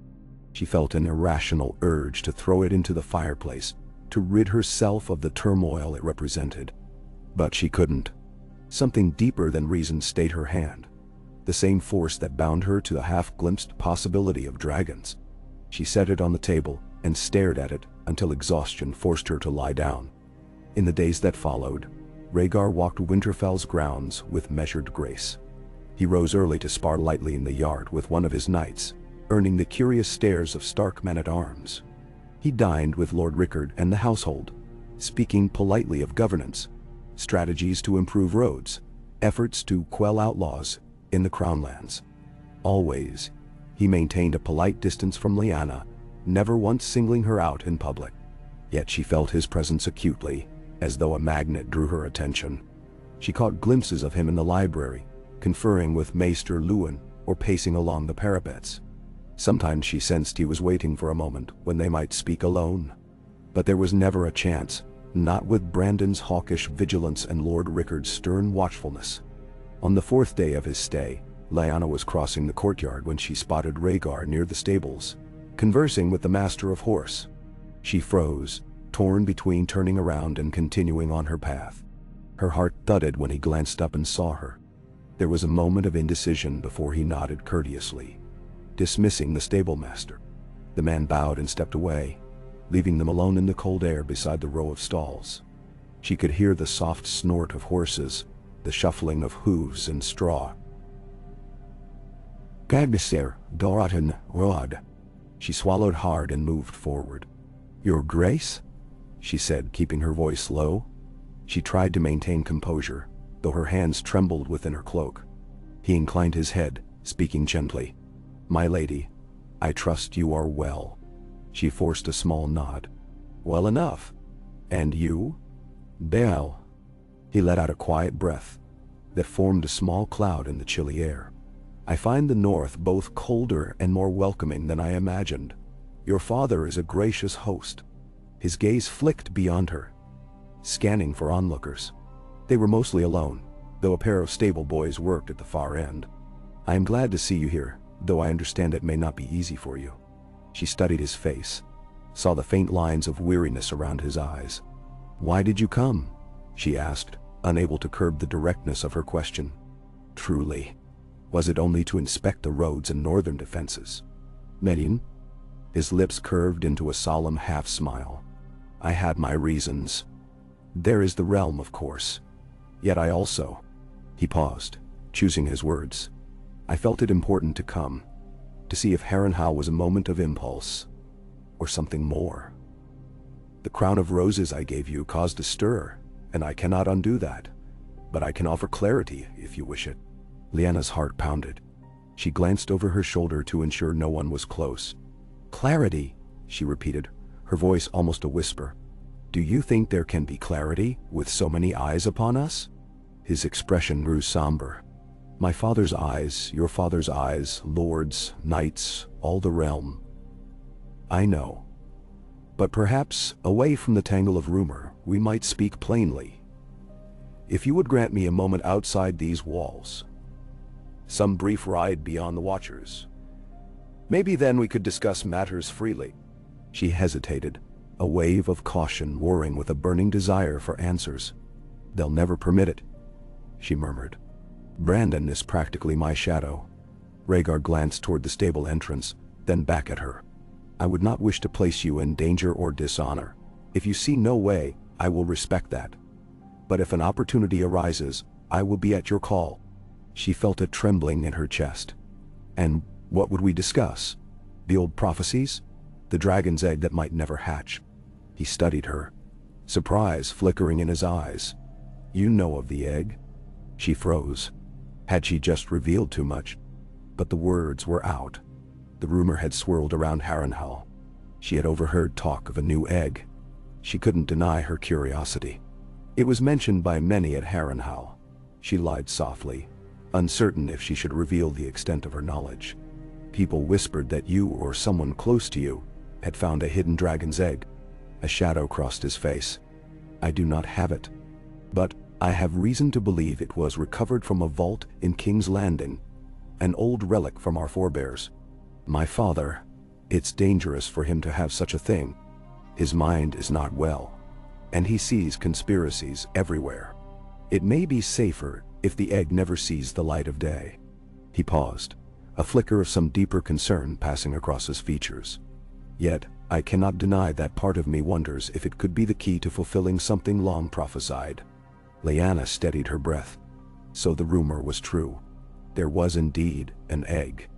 A real dragon egg, not merely a story.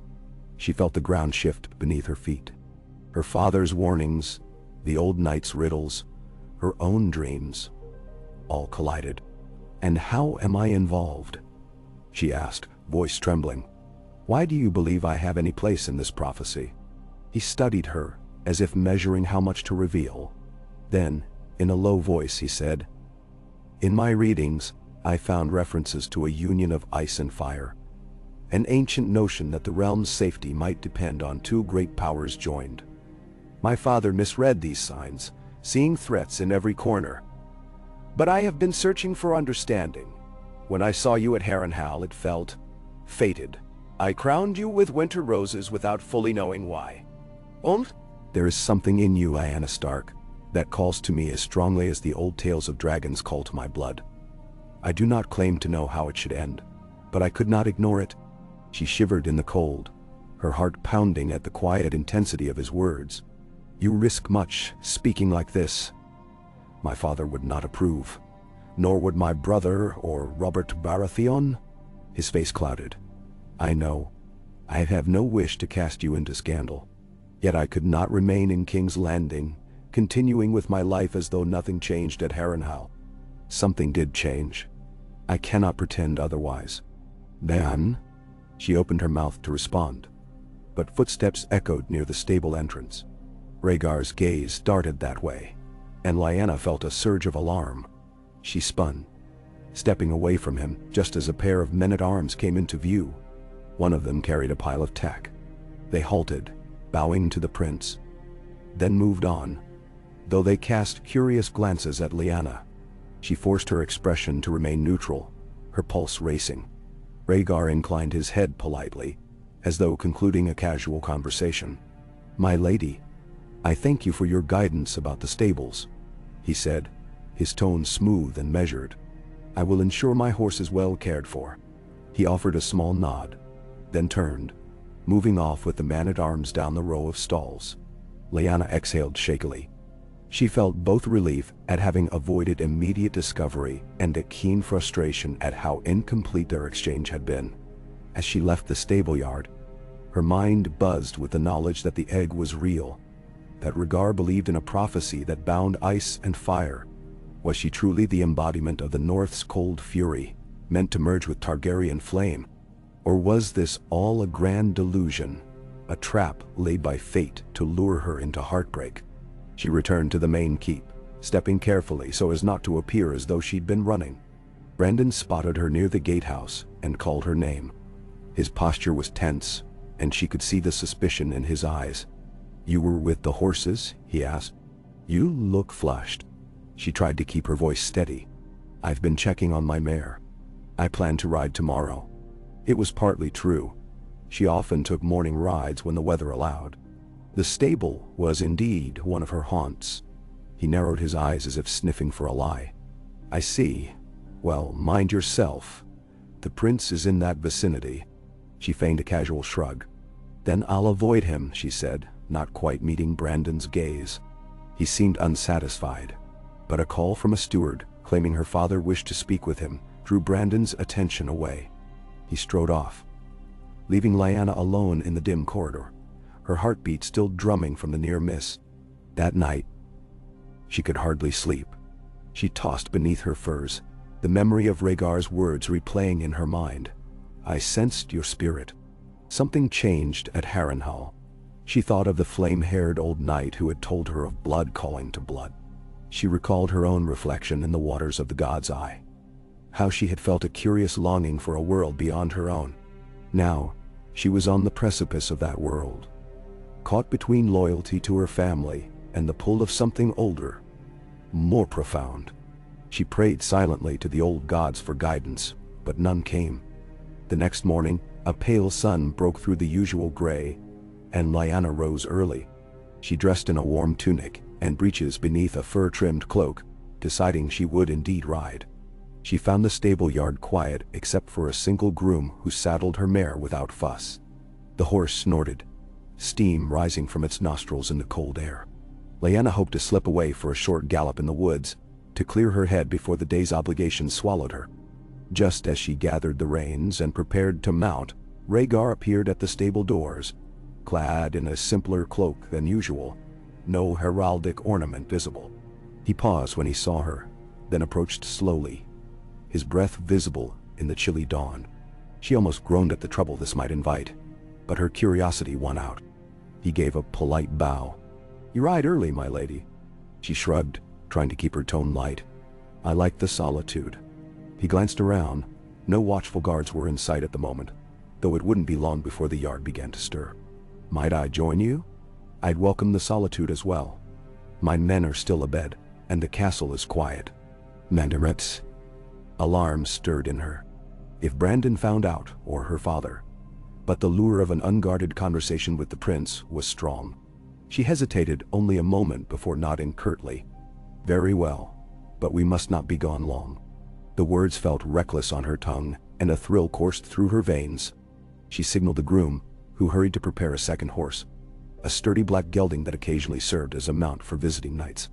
They left Winterfell by the eastern gate, cantering down a snowy path that wound around the castle's outer walls.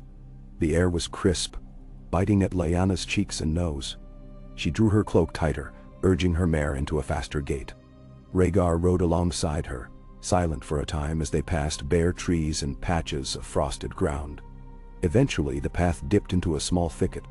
A trickling stream ran beside it, partially frozen. They slowed to a walk. Lyanna glanced around for any sign of watchers, but they seemed alone in the early morning hush. She inhaled deeply, feeling the tension in her chest loosen marginally. I come here often, she admitted, when I need to think. Rhaegar guided his horse beside hers. I can see why. It's peaceful, unspoiled. The city around the Red Keep is never truly still. He glanced toward the distant horizon, where the thick forest began. I had forgotten there could be such quiet. She studied him, noticing the slight furrow in his brow. You say you came for clarity. Do you find any? He released a breath. Not yet. Everything is entangled. The realm is unsteady. My father's behavior grows worse. Ilias' health is delicate, and the alliances of the crown hang by threads. And then there is you. He hesitated. I do not wish to cause you pain or bring conflict to your house. Yet I cannot deny that seeing you awakens in me a sense of inevitability. She felt her heart skip. I felt something too. A pull. A question that won't leave my mind. But I'm afraid, Rhaegar. Afraid of what it means, of how my family will react, how Robert. He looked pained at the mention of Robert. I know. The betrothal stands. Your father has made that plain. I do not seek to tear you from him without good cause. I only wish. He paused, tightening his grip on the reins. I wish to understand if fate truly weaves our strands together. They paused by the stream. Icicles clung to the overhanging rocks, and a thin layer of ice crusted the edges of the water. Lyanna stared at the fragile surface, remembering her dream of a dragon's egg hatching in a frozen forest. The memory gave her gooseflesh. She glanced at Rhaegar, the question burning in her throat. And the prophecy you speak of, this union of ice and fire, how certain are you that it's real, and not just a story Targaryens tell themselves to justify conquest? His gaze went distant. I cannot claim absolute certainty. Prophecies are fickle. Yet I've seen enough in the old scrolls to believe there was once a deeper reason the Targaryens took up rule over Westeros. They believed in a doom that would come from the north. Something monstrous that only the power of the dragon could hold back. Over generations that truth may have faded, replaced by ambition and madness. But if there is a shred of it left, I must try to honor it. My father's madness cannot be the final chapter in our house's story. If the North truly has a part to play, then you, she exhaled, her mind spinning. She didn't want to believe she was a pawn in some grand tapestry of ancient threats. But part of her resonated with the idea, stirring memories of her own wolf dreams, her sense of not belonging solely to the path set out for her. So what do we do? She asked, her voice barely above the hush of the stream. If we believe in this, do we run away and chase a myth? Defy my father, your father, the entire realm? Nenardu. A flicker of pain crossed his features. I can't run. My wife is at home, and the realm is mine to inherit, should the king pass. It's a precarious line I walk. Then he lifted his gaze to hers. But I can't ignore what I feel, nor the possibility that we were meant to find each other. Her throat constricted. The tension of those words felt like a live wire. She realized she was leaning forward slightly, as though drawn by a magnet. Suddenly, the sound of a horse's snort made her straighten. She glanced around, muscles tight with alarm. They were still alone, but at any moment, someone could stumble upon them. The knowledge doused her rising emotions with a cold splash of reality. She shook her head, pulling her mare around. We should return, she managed, before they notice we're gone. He nodded, though reluctance shadowed his eyes. Yes, let's go back. They rode more quickly on the return journey, neither speaking. By the time they re-entered Winterfell's gates, the courtyard was busier. Brandon was nowhere to be seen, for which Lyanna felt both relief and guilt. She dismounted, passing the reins to a stable boy, and forced a polite expression for the guards who eyed them suspiciously. Rhaegar did the same, his face a neutral mask. They parted ways without a public word, each returning to their separate duties, as if nothing unusual had transpired. But Lyanna felt a fever in her blood. The secrecy, the tension, the swirl of prophecy. She withdrew to her chamber, trying to calm the trembling in her limbs. She stared at her reflection in the small polished mirror, noticing the flush on her cheeks and the brightness in her eyes that spoke of excitement and fear. What was she becoming? A conspirator? A traitor to her house? Or someone fulfilling a destiny older than any vow of betrothal? Her father summoned her later that day, asking about her activities. She kept her answers vague, speaking of riding near the woods. He questioned her closely, but found no direct evidence to scold her for. He only reiterated that she must show courtesy to Prince Rhaegar, but maintain a respectable distance. The words tasted bitter in her mouth, for she had already broken that unspoken rule by sharing a private ride with him. She thought of telling her father the truth, but the consequences rattled her. She could see the fury in Brandon's face if he ever learned of it. She kept silent. 2 more days passed. The prince continued his measured routine, showing interest in Winterfell's library, in its storied history, in the architecture of the fortress. He spoke often with Ned about the differences between northern traditions and those of the south. Brandon avoided him when possible, hurling only the occasional barbed remark about Targaryens. Lord Rickard did his best to remain gracious, though Lyanna could tell he hoped Rhaegar would soon declare his inspection complete and depart. Yet the prince lingered, as though waiting for some final assurance he would not find in a council room or a library. Lyanna, too, felt something building. She had difficulty sleeping, each night plagued by restless dreams of dancing shadows, flickers of dragon wings. On one such night, she woke in a sweat, convinced she heard the distant cry of some beast echoing off Winterfell's towers. When she rushed to the window, she found only the silent courtyard. No unnatural lights or shapes haunted the sky. Slowly, her trembling subsided, replaced by a hollow ache in her chest. She wanted to speak to Ned, to confide fully in him about the ride with Rhaegar, the conversation about the dragon's egg. the sense of inevitability that pressed upon her. Yet, each time, she resolved to do so. Something held her back, whether fear of how he might judge her, or a lingering desire to protect the fragile possibility that she was part of a greater purpose. Perhaps it was both. Early one morning, just as the faint light of dawn seeped through the shuttered windows, there came a soft rap on her door. Lyanna, half-dressed and braiding her hair, opened it cautiously. A serving girl stood there, glancing nervously over her shoulder. She pressed a folded scrap of parchment into Lyanna's hand, then hurried away without a word. Lyanna closed the door, heart hammering. She recognized the plain seal, a draconic sigil, but the wax uncolored.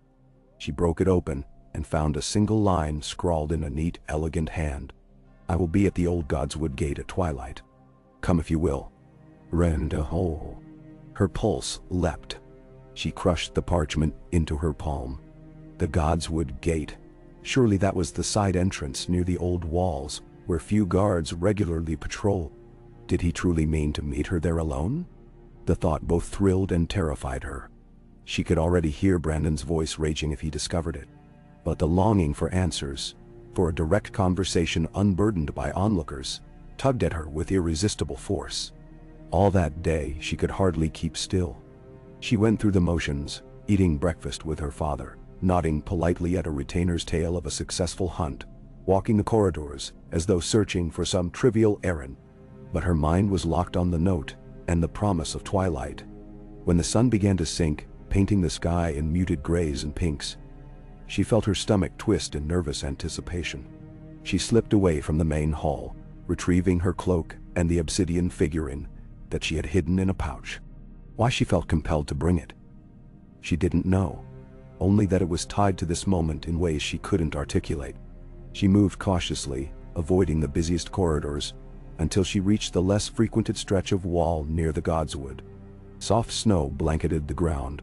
The old gate stood partially concealed by overgrowth, an unused path that led deeper into the cluster of ancient trees. He was there, waiting in the hush. He wore a dark cloak lined with fur, his face half lit by the dying light.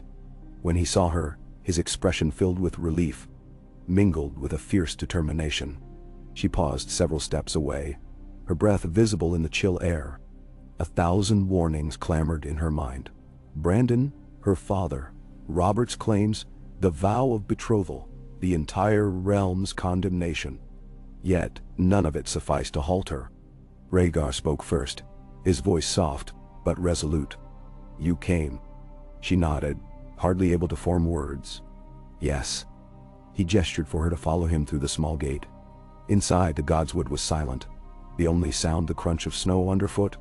The tall weirwoods and oaks loomed, branches bare in the winter cold. Occasional evergreen pines added a deeper hue to the twilight gloom. A half-frozen stream threaded through the clearing, leading to the heart tree. Rhaegar guided her to a spot where the thick trunk of a dead oak provided some shelter from the wind. He turned to face her, his cloak brushing fallen pine needles. "I leave soon," he said. "In a day or two, perhaps. Your father has been gracious, but I sense he wants me gone." "Divin." She nodded, her voice quiet. "He does. And Brandon, he suspects something. He won't relent until you're far from here." His mouth tightened. I cannot blame him. Yet I find myself no closer to an answer. And so I must ask, do you feel what I feel? That we are bound somehow, whether by prophecy or by our own hearts. She could hardly breathe, her chest constricting at the raw honesty of the question. Slowly, she pulled out the obsidian figurine from her pouch. She held it in her gloved palm, letting the faint light catch on its polished surface. "You gave this to me at Harrenhal," she said, her voice trembling. "Since then, I've dreamed of dragons. I felt an ache for something I can't name, but I have duties, responsibilities. My house expects me to wed Robert. My father forbids me from causing further scandal. And yet, he reached out, gently covering her hand with his. She felt the warmth of his touch even through the layers of glove. "And yet," he echoed. "I cannot say how or when, but if we are meant to fulfill this ancient bond, then we must find a way beyond our present constraints. If the dragon truly has 3 heads, and ice is needed to temper fire, then we are living out the next chapter of that story. His voice lowered. But are we strong enough to claim it? Her eyes burned with the force of her emotions. I don't know, she whispered. We risk everything. Our families, our honor, our own lives. And for what? A dream of dragons that might not even be real. He brushed a strand of her dark hair away from her face. Dreams have power when they find root in the waking world, and I believe this dream is more than just fancy. You feel it too. She let out a shaky breath, tears pricking at the corners of her eyes. She hated feeling so vulnerable, hated that she couldn't simply will her heart to obey duty. But the pull she felt was undeniable. She thought of the cracked towers at Harrenhal, the tapestry showing Aegon and his sisters. She remembered the hush of the crowd when Rhaegar placed that crown of roses in her lap. It was as though her soul had been marked that day, singled out for a fate she never sought. Yet here she stood, unable to deny it. He stroked her cheek lightly, and she let him, tears shining. If you called upon me, he said softly, if you needed me, I would defy even the king for you. A tremor entered his voice. But I know the cost. And I ask for no promises you can't freely give. Lyanna closed her eyes. In that moment, the entire world seemed to shrink to the hush of the godswood, the whisper of wind in the branches, and the pounding of her own heart. She found herself leaning toward him until their foreheads nearly touched. The scent of pine and snow filled her senses. Before she could form a reply, the crunch of boots on snow startled them. She jerked away, spinning to see a figure rushing along the edge of the tree line. A stark guardsman, face pale, eyes widening at the sight of the prince and Lyanna together. The man froze, as though uncertain whether to bow or raise an alarm. Lyanna's pulse jolted. Rhaegar dropped his hand, stepping back. For a moment, none of them spoke. Then the guard cleared his throat, his breath misting in the cold air. My lady, my lord prince, Lord Rickard has been searching for you, he said, speaking to Lyanna with a mixture of apology and confusion. He asks that you return to the hall immediately. Lyanna swallowed hard, her mind racing. No doubt the guard's presence signaled that her father or Brandon had grown suspicious. She glanced at Rhaegar, whose expression had turned grim. There was no time for words. She slipped the obsidian figurine into her pouch once more, nodded to the guard, and forced herself to walk away without looking back. Each step felt like it tore something from her. The guard followed at a respectful distance, as though wary of her reaction. She did not see Rhaegar's expression as she left, but she imagined he wore the same look of sorrow and resignation that wrenched her own heart. The short walk back to the keep felt endless. She dreaded the confrontation that surely awaited her. Yet no matter how her father demanded answers, or how Brandon roared in anger, or how Robert felt betrayed, a single truth pulsed within her. She was no longer simply Lyanna Stark of Winterfell. She was something more, touched by the possibility of dragons, caught in the swirl of a prophecy older than any mortal vow. And part of her, for all her fear, could not regret it. Inside the main hall, torches blazed. Lord Rickard stood near the dais, speaking in low, urgent tones to Brandon. Ned hovered at the edge, his expression taut with worry. When she entered, all eyes locked on her. Brandon took a threatening step forward, his jaw clenched. Her father raised a hand, holding him back, and fixed Lyanna with a look that burned with controlled fury. "Daughter," he said quietly, "where have you been? We have important matters to discuss with the prince, yet no one could find you. Or him." She forced an even voice, though her heart thundered. "I went for a walk in the godswood. I needed air." Lord Rickard's eyes narrowed. "Alone?" A muscle in Brandon's cheek twitched. Lyanna searched for the right lie. "For a time," she said, meeting her father's gaze with as much steadiness as she could muster. "I saw no harm in it." A tense silence followed. Brandon looked on the verge of demanding more details, but Ned quietly interjected. "The prince just returned as well. Perhaps we should speak calmly." Her father exhaled, turning his focus to the immediate concern. Rhaegar had evidently returned from the godswood, escorted by another guard. The prince claims he was also enjoying the quiet. It's curious timing, Lord Rickard said, his voice low and dangerous, that you both disappeared at once. But will not press at this moment, for he has announced his departure on the morrow. We will let him go, with our courtesy. After that, you and I will speak at length. Den despai. Lyanna bowed her head. Yes, father.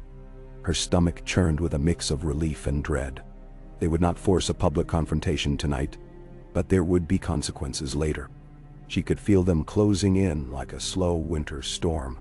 Brandon gave her a glare that spoke volumes, but he said nothing. Ned, however, cast her a look of concern and sympathy. She took comfort in that small kindness, even if it did nothing to ease the fear in her chest. She wondered what Rhaegar would tell his own men, how he would explain. Perhaps he would say nothing, quietly slipping from Winterfell at first light. The thought of him leaving without a final word made her heart ache in a way that felt strangely physical, like a bruise forming deep within. Night settled over Winterfell. Lyanna retreated to her chamber, ignoring the stares of servants and men-at-arms, who had sensed the tension in the air. She lit only a single candle, her reflection flickering in the dim light. The obsidian figurine felt heavier than ever when she pulled it from her pouch. She pressed it to her chest, as if she could draw warmth from it, as though it were a living thing rather than cold stone. Then, with trembling hands, she placed it on her table, taking a seat before it in silence. For a moment, she imagined that a faint glow stirred within the black carving, as if an ember lay at its core. The flicker from her candle could easily have caused such an illusion, but it held her mesmerized. She closed her eyes, thinking of Rhaegar in the Godswood, his whispered promise of defiance if she only asked. Was it madness or destiny? She did not sleep that night. She sat by the small hearth until the embers faded, the candle burned low, and dawn began to pale the sky. When the first stirrings of the household began, she heard the distant sounds of horses being prepared in the courtyard. She knew Rhaegar would depart soon. She did not think it wise or possible to see him off, not with Brandon watching. But part of her yearned for a glimpse, a final assurance that everything between them was real. Finally, she rose, her limbs aching with fatigue, and ventured to the upper walls, finding a vantage point that overlooked the courtyard, but kept her mostly hidden behind a crenellation. From there she spied the prince's retinue assembling. He mounted his horse, his cloak billowing in a cold wind that gusted across the yard. Lord Rickard, Ned, and several Stark guards stood nearby, offering the formalities of farewell. Brandon lingered behind, his posture rigid. Rhaegar inclined his head to Lord Rickard, thanking him for Winterfell's hospitality. Then he looked around, as if searching. Lyanna's breath caught. For a second, she thought he might lift his gaze directly to where she stood, but he did not. Instead, he straightened in the saddle, gave a final nod, and spurred his mount forward. The Targaryen banner-bearer followed, and they rode out through the gate, the echo of hooves fading on the cold stone bridge that led away from Winterfell's walls. Lyanna remained there long after the prince and his retinue vanished from sight. Below, her father and brothers dispersed, returning to the day's work, the tension still clinging to their shoulders. She felt an overwhelming emptiness, as though a door had closed that she was not ready to walk through. Yet she also sensed that this was only an interlude, not the end. Something waited beyond the horizon, drawing them inevitably together again. She placed a hand on the rough stone of the wall, the biting wind tearing at her hair.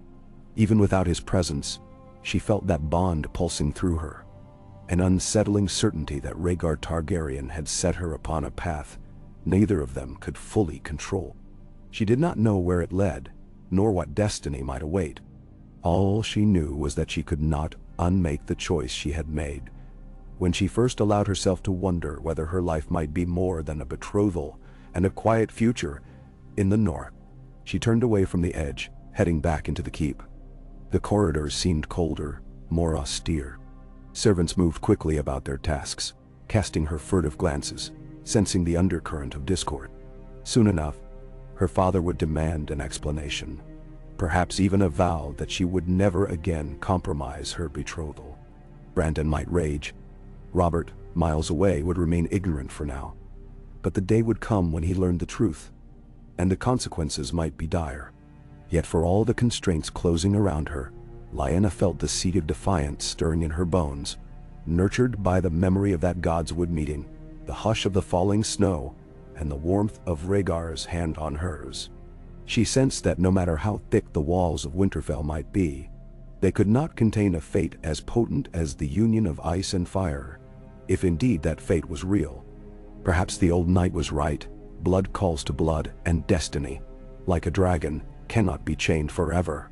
She clenched her fists, drawing a long breath, and moved onward, one step at a time, into the unknown.